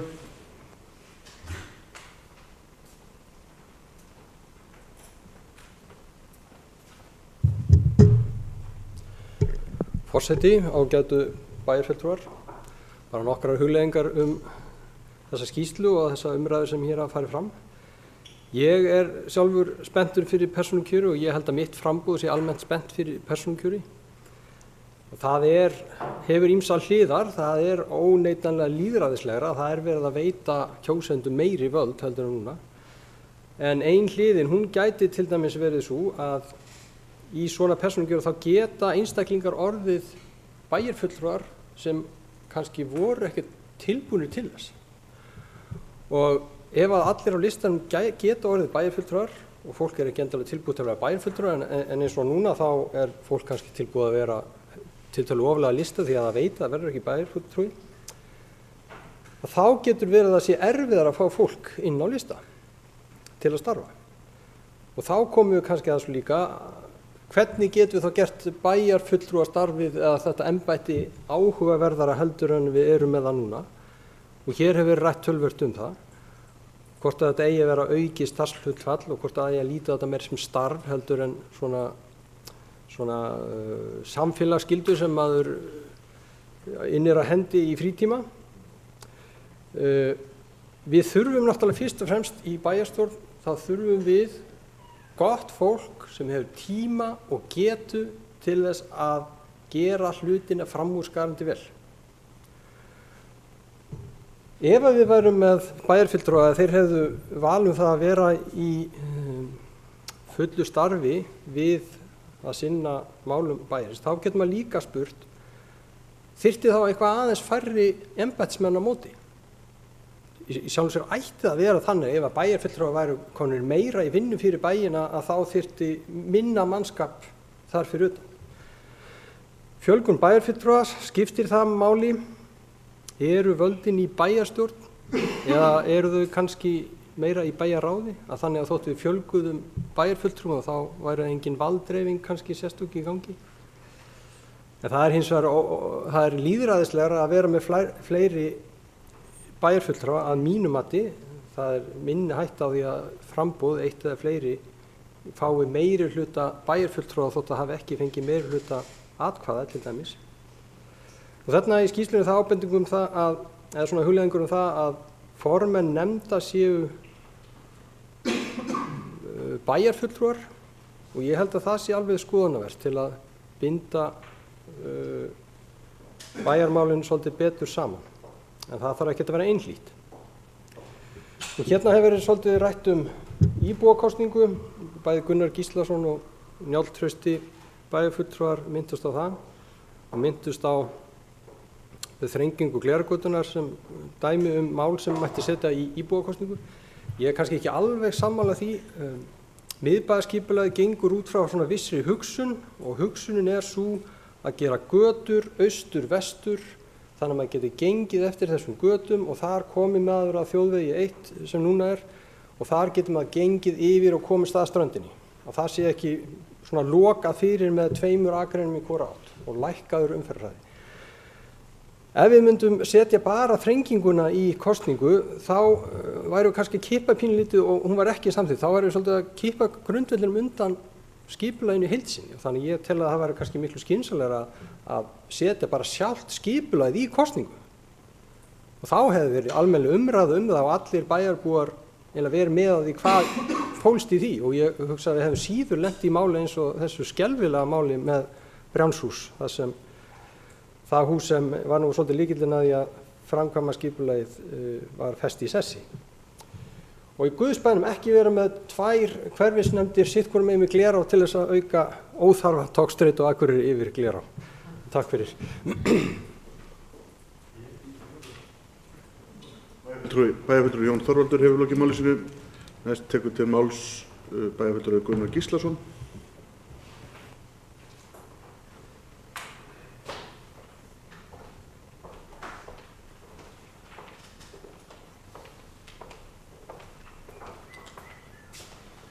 Forseti, ágætu bæjarfulltrúar, ég ætla nú ekki að lengja þessa umræðu mikið, en ég verð þó aðeins að bregðast hérna við nokkrum atriðum. Í fyrsta lagi með þessa heildarhugsun í miðbæjarskipulaginu þá benti nú bæjarfulltrúi Jón Þorvaldur á það í restina máli sínu að það er náttúrulega brostið nú þegar. Það er ekkit gata í vestur-austur lengur. Þannig að það er bara málið. Þannig að við hljótum að geta kosið þrengingu Glerárgötunnar á þessu hugsa með heildarskipulagi sem að farið út gluggann. Það sem að ég kannski vildi aðeins nefna í þessu sambandi, það er þessi umræða og koma aðeins inn í umræðan fullstarf eða hálfstarf eða hlutastarf sem bæjarfulltrúi.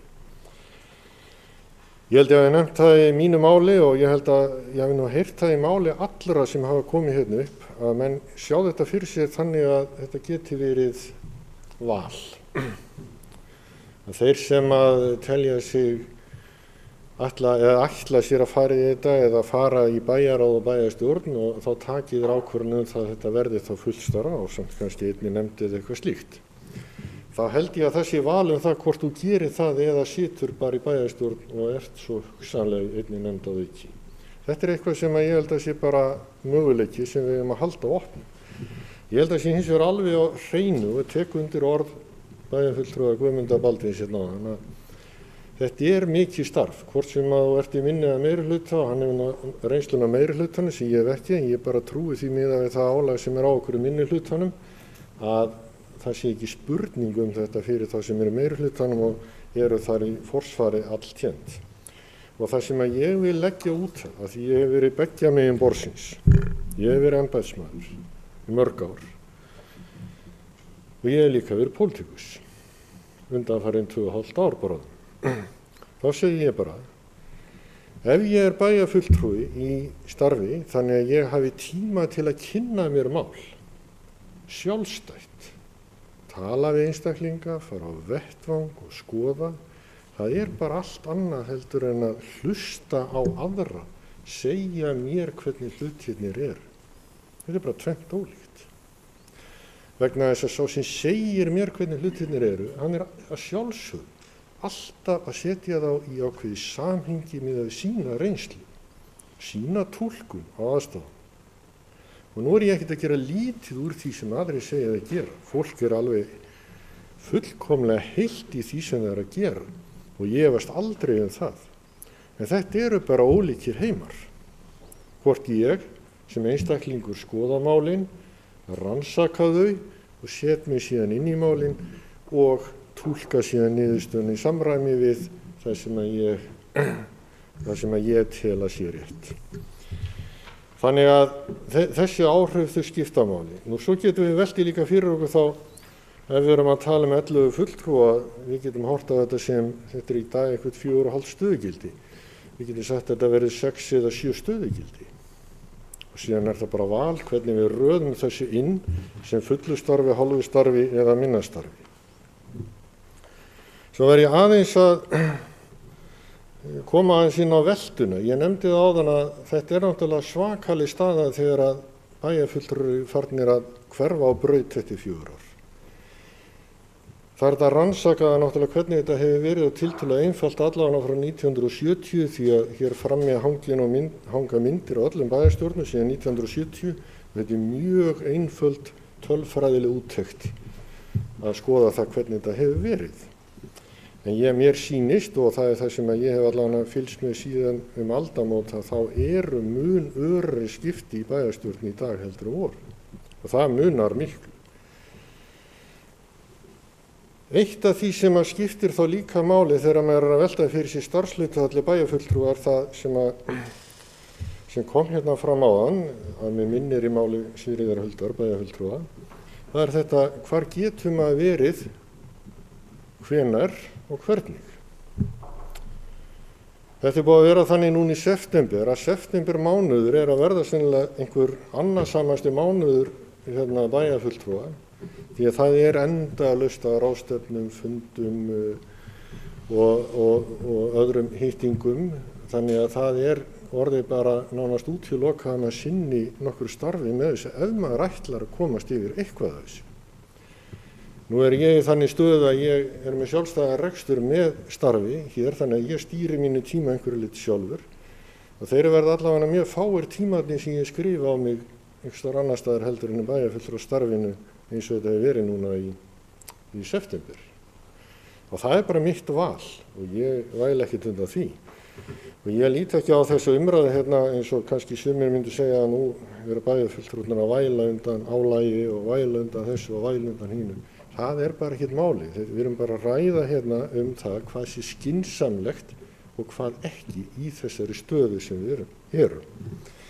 Þannig að ef við ætlum að sækja þær ráðstefnur og fundi sem okkur hugsanlega ætlað að gera og þá verður að gera einhverja breytingu á þessu. Það var til dæmis nefnt við mig fyrir nokkru síðan af konu hér í bæ að hún hafi verið fundarstjóri á ráðstefnu fyrir sunnan málefni sem snertu landsbyggðirnar, snertu Akureyri meðal annars. Og hvað voru margir pólitískir fulltrúar eða fulltrúar frá Akureyri á þessu ráðstefnu? Enginn. Af hverju? Það enginn tíma til að fara. Koma þá sjónarmið bæjarins einhvern tímann fram ef þetta þannig? Nei, þau gera það allavega ekki á þessum vettvangi. Og þetta náttúrulega eitt af því sem við verðum að gæta ef við ætlum að halda merki Akureyrar á lofti. Og ef við ætlum að vinna að því að það sé hlustað á sjónarmið hér. Þetta ekkert einfalt. Og ég verð aðeins að nefna fundarritfunina þar sem ég var sjálfur ábyrgur fyrir fundarritfunni mörg ár. Það náttúrulega alveg ljóst að það formanns og embættismanns eða þessi ritar fundargerð að ákveða það hvað á að standa í inngangi mála í fundargerð. Ef við skoðum fundargerðirnar undanfarið þá sjáum við það að það ofboðslega takmarkaðar upplýsingar sem koma fram í inngangi. Þar hægt að bæta heilmikið í fundarritunni og ég man ekki betur en að þetta komi skýrt fram í reglum fundarritun sem vitnað var til áðan.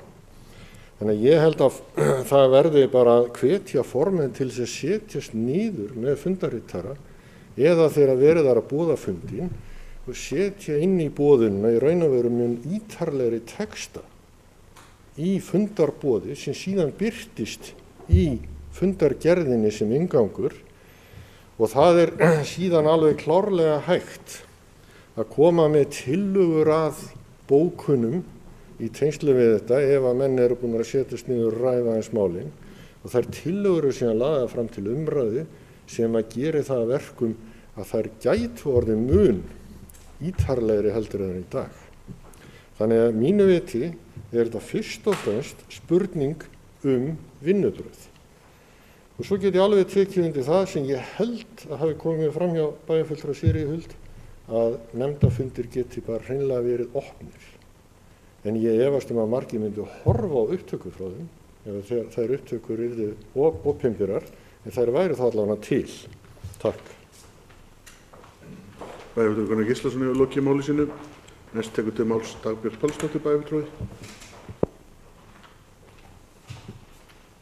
Forseti, ágætu bæjarfulltrúar. Ég vil byrja að þakka þeim sem í nefndinni sátu fyrir störf þeirra og mjög svo áhugaverða skýrslu og þessa góðu umræðu. Ég tekur undir með mjög mörgum bæjarfulltrúum í svo mörgu og ætla þess að hafa þetta örstutt og það meina ég örstutt, ein blaðsíða.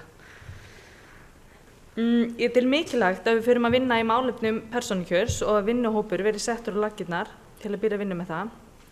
Það sem þarf hins vegar að hafa í huga hvernig við getum tryggt jafnt hlutfall kynjanna og minnihlutahópa þegar kemur á svona kosningu. En það þarf bara að skoða prófkjör flokkana fyrir komandi alþingiskosningar til að hafa áhyggjur á að til dæmis annað kyni geti valist til bæjarstjórnar. Þetta allan að tel ég mikilvægt að skoða. Varðandi fundargerðir, þá skal ég einnig taka það til mín, eins og bæjarfulltrúi Ingibjörg og fleiri hafa minnst hér á, og munu störfum mínum í umhverfisnefndinni taka það til endurskoðunar strax og hvetja embættismenn einnig því dáða að vinna að þessu með nefndum bæjarins.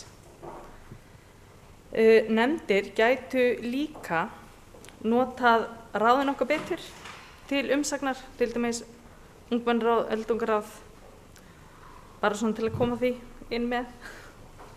Varðandi fjölgun bæjarfulltrúa þá tel ég það geta verið farsæla leið tek samt undir með bæjarfulltrúa Sigríði að maður sveiflast aldrei til og frá hvað sé rétta leiðin. Fjölgaður af prósenta, fullt eða hlutastarf og svo framvegis. Hins vegar í pínu efins með þá nálgun að bæjarfulltrúar verða að sitja sem formenn í öllum nefndum. Ég tel það nefnilega líka vera farsælt að gefa fólki í grasrót í stjórnmálahreyfingum einmitt tækifæri til að vera þáttakendi á sveitarstjórnarstigi með setu í nefndum og þá sem formenn. Ég skil þó að rökin og upplýsingar geti farið á mis, en ég tel að einnig væri hægt að auka samskiptin svo að misbresturinn ekki. Takk fyrir. Ég lofa þér stutt. Bæjarfulltrúi Dagbjört Pálsdóttir hefur lokið máli sínu. Næst tekur til máls bæjarfulltrúi Sóley Björk Stefánsdóttir.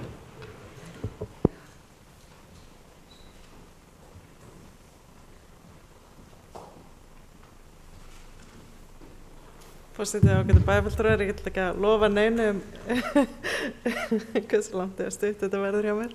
Ég held samt að þetta verður styttri kantinum, en ég ætla svona að byrja að því að það er nefnilega gallin við þetta eins og verður með núna. Ég var búin að nefna einhvern tíðan að ég tala fyrir því að við ættum að stytta tímamörk, eða sem sagt gefa minni tíma í ræðuhöldinu, við ættum að koma oftar upp. Og nú lenti nefnilega félagi minn, bæjarfulltrúi Gunnar Gíslason, því að hann glimti einu og hann bara má ekki koma aftur upp og segja þetta. Þannig að ég lofa að ég myndi koma að segja þetta fyrir hann.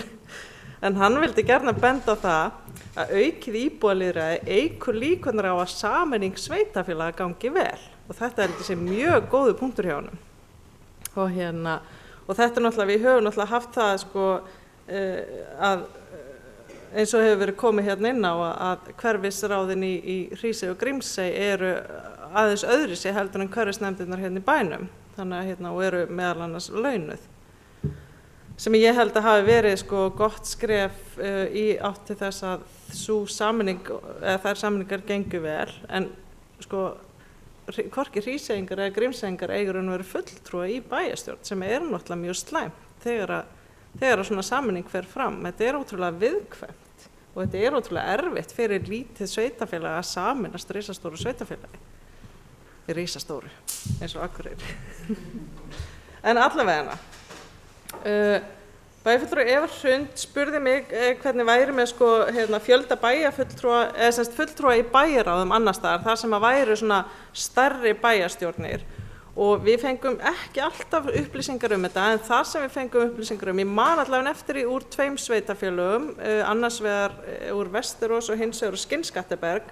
Og Skinnskatteberg, þar eru 2500 manns, þetta er minnsta held í sveitarfélagið í Svíþjóð. Og mjög skemmtilegt að því við fórum þangað og svo fórum við í Vesterås sem er 100.000 íbúar og svo fórum við einhverju millistar þarna og fengum svona ágætis yfirlit.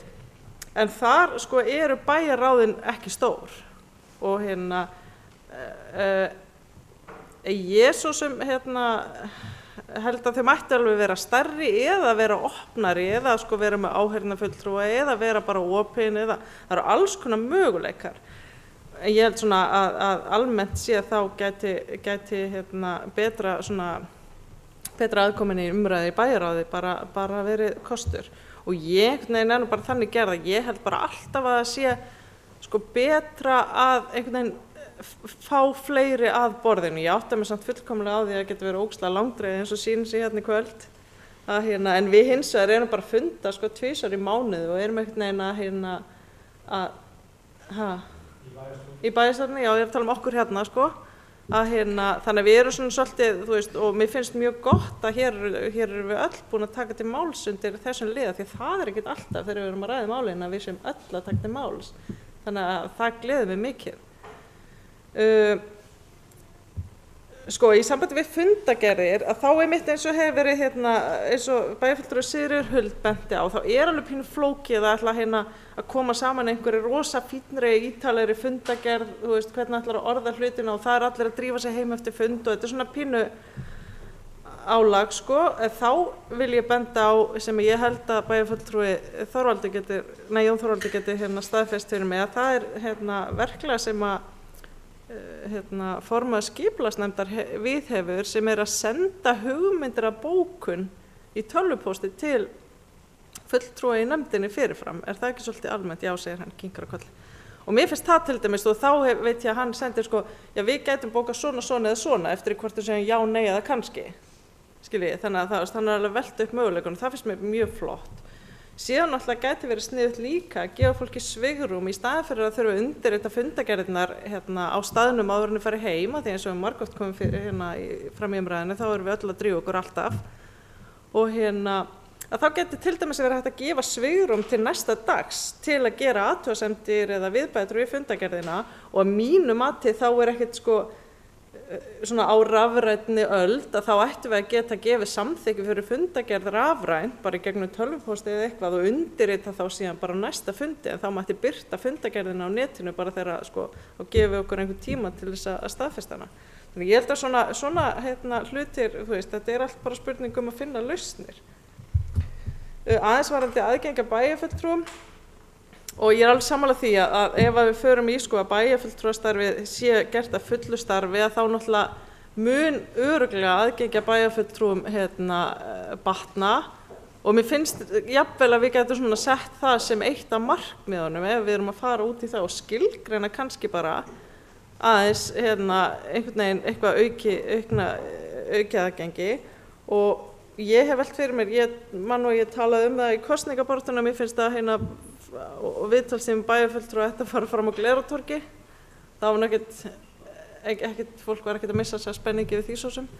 En og ég held að svo sem ágætt þessi tilraun sem var gerð á síðasta kjörtímabili að fara inn í skólana, en ég held sér líka spurningum svolítið að til þess, og þetta eina leiðin fyrir almenning að koma málum formlega inn í stjórnkerfi, það að mæta í viðtalstíma bæjarfulltrúa. Mér finnst þetta alveg gjörsamlega fáránlegt. Þú veist, það að þú getur ekki sendt bara tölvupóst og spurt og þá færðu bara málsnúmer og getur fyllt því eftir og þetta bara verður formlegt erindi. Og það þannig. Að mér finnst það nú eitthvað, ok, ræðum þetta, Gunni, þú færð ekki að ræða þetta meira. En allavega, þú veist, það allavega finnst mér að við þurfum að færa ykkur meira yfir í og viðvera bæjarfulltrúa og viðtalstíma bæjarfulltrúa, ég meina það getur bara verið á Facebook eða eitthvað, þú veist, með síma eða eitthvað, það bara alls konar lausnir. Svo vil ég taka undir með bæjarfulltrúa Gunnari og að þetta ekki sko, allir þessi fundir sem við erum boðin á, sem eru sko mjög mikilvægir fyrir okkur til þess að átta okkur á því hvað í gangi í samfélaginu og vera í tengslum við bara það sem að gerast. En þá þetta eins og bæjarfulltrúi Gunnar kom inn á líka það að við séum svolítið, og sérstaklega finnst mér þegar við förum út á land, að svolítið sem bara fulltrúar bæjarins og við erum nú að fara, sko, í þessari viku erum við að fara fjármálaráðstefnu Sambandssveitarfélaga, það tekur 2 daga þessari viku. Síðustu viku vorum við Gunnar á svona byggðaráðstefnu á Breiðdalsvík í 2 daga. Í upphafi mánaðarins var ég á fundi fólksins í 2 daga. Ég skil ekki, þú veist, hvernig fólk getur einu sinni unnið með þessu. En þú veist, en auðvitað þetta, þú veist, að þetta ekki bara það að maður vilji fara og segja þessu upplýsingar, heldur erum við líka talsmenn sveitarfélagsins. Já, mér finnst mjög gott það sem að Eiríkur Björn sagði bæjarstjóri, að við verðum að hafa það í huga að setja bara pening í þetta líka og taka þessi skref í rafrænu stjórnsýslunni. Og ég held ekki að við hefum alltaf bara að vera með að hugsa þetta í skrefum. Þú veist, gerum bara eitthvað, gerum eitthvað smá, prófum eitthvað, við vitum ekkert hvernig það fer og kannski virkar það ekki að prófa eitthvað annað. Það sé mjög mikilvægt hugafar hjá okkur að taka skrefin. Takk. Bæjarfulltrúi Sóley Björk Stefánsdóttir hefur lokið máli sínu. Næst tekur til máls Guðmundur Baldvin Guðmundsson, bæjarfulltrúi. Forseti, ágætu bæjarfulltrúi, ég ætla ekki að vera lengi að máli, ég skal mjög að tala hratt. Ég sé að bæjarfulltrúi Njáll Lottir.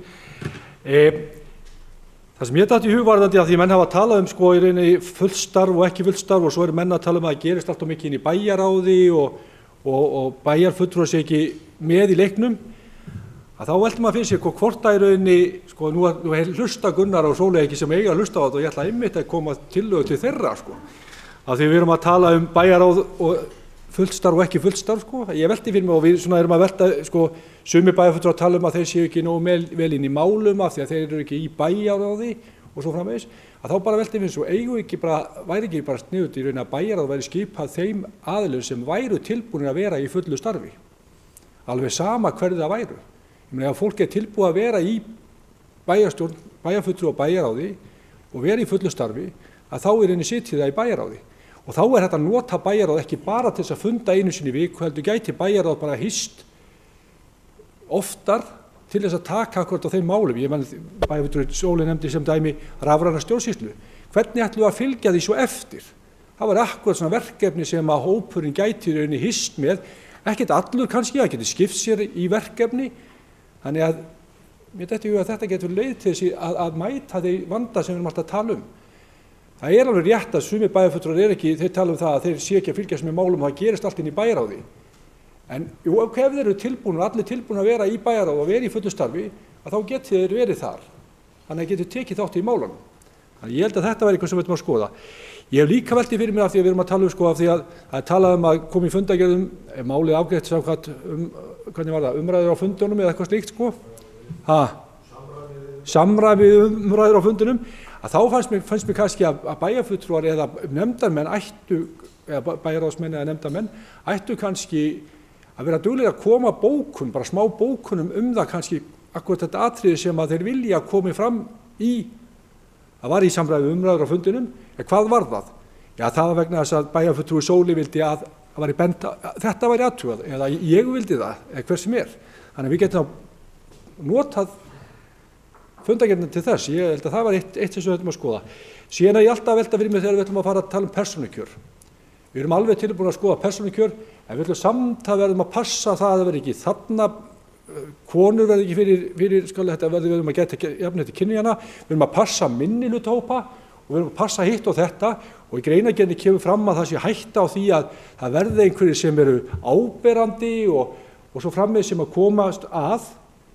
Það er alveg sama hvort það er gert í flokkunum beint eða hvort það er gert í svona kosningum. Það er alltaf það fólk sem kemst að sem er mest áberandi og vinnur mest í flokkunum. Þannig að það er ekkert öðruvísi. Þannig að ég held að þetta sé svolítið, sko við erum alltaf að tala um það, auðvitað held ég og vona það að við séum orðið það jafnréttislega sinnuð að þegar við ferum að kjósa sjálf, að við myndum í persónukjöri reyna að gæta þess að þetta væri jafnræði milli kynja. Og eins og ég var að benda okkur á náðan, ég myndi kjósa ykkur öll hérna. Og með þess að það er ekki fleiri konur hérna, með þess að við erum óvinni fá karlmenn í dag, er það ekki? 6-5 í dag, já. Þannig að sem sagt í rauninni ég held að þetta myndi ekkert verða neitt svo slæmt. Ég held að við séum það lítið samfélag, það getur vel verið að verða öðruvísi í svona stærra samfélag þess sem að sko menn eru með sko stóru plagötin og myndir af sér á götuhornunum, en hérna held ég að það ekkert mikil breyting. Þannig ég held að við höfum ekkert að vera hrædd við þetta. Og síðan var það sem að bæjarfulltrúinn Sóley talaði um að viðtastum á Glerártorgi, það var örugglega sniðugt, en tilraunin að fara með þetta í skólana, hún í rauninni held ég hef kannað það hjá Heiðu á sínum tíma, ég held að það hafi verið niðurstaðan að það var ekkert fleiri sem kom og jafnvel voru það færri sem fóru að koma út í skólana vegna þess að fólkið svona, það var óöruggt í skólanum, oft er þetta nú fullorðið fólk sem er að koma, vissi ekkert hvert átt að fara, þannig að hér er það ákveðnum stað, það veit hvað aðgengi er að ráðhúsinu, þannig að ég held að það hef ekki skilað nægum árangri að fara út í skólana. Takk fyrir. Bæjarfulltrúi Guðmundur Baldvin hefur lokið máli sínu. Næst tekur til máls Silja Dögg Baldursdóttir bæjarfulltrúi.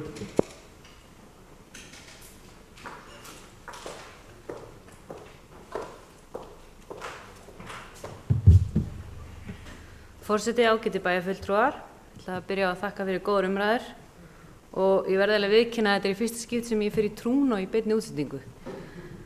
En það var einstaklega gaman að sjá hvað margir tóku til máls og yndislegt hvað við erum öll jákvæð fyrir þessum breytingum og já, sem eru kannski í takt við nýja og breytta tíma. Nokkru punktar sem ég langar að nefna ég fyrir aðeins svona vítt og breytt en það aðeins að taka upp hanskan fyrir fyrri bæjarstjórn varðandi þrenginguna í Gleragötunni og bæjarfulltrúi Gunni kom aðeins inn á það áðan bæjarfulltrúi Gunnar. Það var náttúrulega bara farið á þeim tíma eftir þeim farið eftir því að þeim tíma eftir settum reglum varðandi upplýsingagjöf sem var að gilda á þeim tíma þegar ákvörðun nýtt miðbæjarskipulag var tekið. Og náttúrulega með þessum skýrslum og þessum hugmyndum íbúalýðræði þá erum við að skoða hvort önnur leið til að miðla upplýsingum til bæjarbúa sé betri. Það er svolítið skemmtilegt að hvað bæjarfulltrúi Gunnar nær alltaf að koma Gleragötu umræðinni inn í allar umræðinni. Það verður gaman að sjá við erum að fara að tala erlend samskipti eftir hvort að hún á einhvern veginn að koma því að þar. Mér finnst mjög góð hugmynd hjá bæjarfulltrúi Guðmundi Baldvin að varðandi það að þeir sem séu í bæjarráði séu kannski fullu starfi. Ég held að það sé að vera vert að skoða það. Upplýsingagjöf, við erum svolítið búin að tala um það hérna. Ég var aðeins að hugsa, bæjarfulltrúi Gunnar kom inn á stefnuskrá hjá flokkunum fyrir kosningar og öll svona stefnuskráður úreltar eftir smástund og við ættum kannski bara í staðinn fyrir að setja stefnur þegar við erum að bjóða okkur fram að vera bara kannski bara með eina setningu og það er bara að halda sjó og ekki setja bæjarfélag á hausinn eða vera bara með óskalista og forgangsröðum í staðinn fyrir loforð og það er að við lendum ansi oft á vegg þegar við ætlum að fara að byrja á einhverju sem er mjög spennandi og sem við erum með fulla ástríðu að gera þegar við bjóðum okkur fram. Rafræn stjórnsýsla er gríðarlega mikilvægt skref, næsta skref og mér finnst mjög mikilvægt að upplýsa bæjarbúa betur og er mjög hlynnt rafrænni stjórnsýslu og ég var að ræða við bæjarfulltrúa Matthías í gær og maður skoða þetta skífrit sem að ég held að komi nokkur inn á þetta náðan sem Kópavogsbær er búin að innleiða hjá sér þar sem að þeir setja upp fjármagn eftir málaflokkum og ég bara hvet alla til að kíkja á þetta er svo flott sett upp, þetta er svo sjónrænt og auðlesið fyrir bæjarbúa og bara flott að opna svona bókhaldi fyrir öllum. Ég held að þetta maður byrja á þessu bara á morgun ef við getum. Svo út af við vorum að tala með varðandi, ég man ekki alveg hver, það var margir búin að taka til málsinna sem er frábært og maður rugla saman hver sagði hvað ef þið sögðu það ekki bara öll út af við erum nú endur taka okkur líka. Varðandi það þurfa alltaf að koma hingað að vera með þessi eyðublöð. Mér datt bara í hug eins og í leikskólanum hjá stráknum mínum að þegar ég er að breyta tíma á vistun hjá honum í leikskólanum þá þeir að taka með mér svona fjólublokk blað heim, þetta var hugsað til þess og fylla það út og labba svo með aftur tilbaka næsta dag. Akkur er þetta ekki bara á netinu? Við erum að hugsa þetta eða einfalda þetta allavega. Og svo náttúrulega get ég ekki í staði hérna nema minnast á hvað með þetta frábær hugmynd hjá bæjarfulltrúa Sirríu að hafa bæjarstjórnina á snappi og bæjarfulltrúa Sigríður Huld fyrirgefiði, klukkan ánum margt og maður aðeins farin að ruggla hérna. En mér finnst það frábær hugmynd hjá bæjarfulltrúa Sigríður Huld að vera með snapp og sérstaklega sem að ég er talin einstaklega skemmtilegu snappari. En allavega það er spennandi starf framundan og bara hlakka til að vinna þetta áfram með ykkur. Bæjarfulltrúi Silja Dögg Baldursdóttir hefur lokið máli sínu, næst tekur til máls Njáll Trausti Friðbjörnsson bæjarfulltrúi.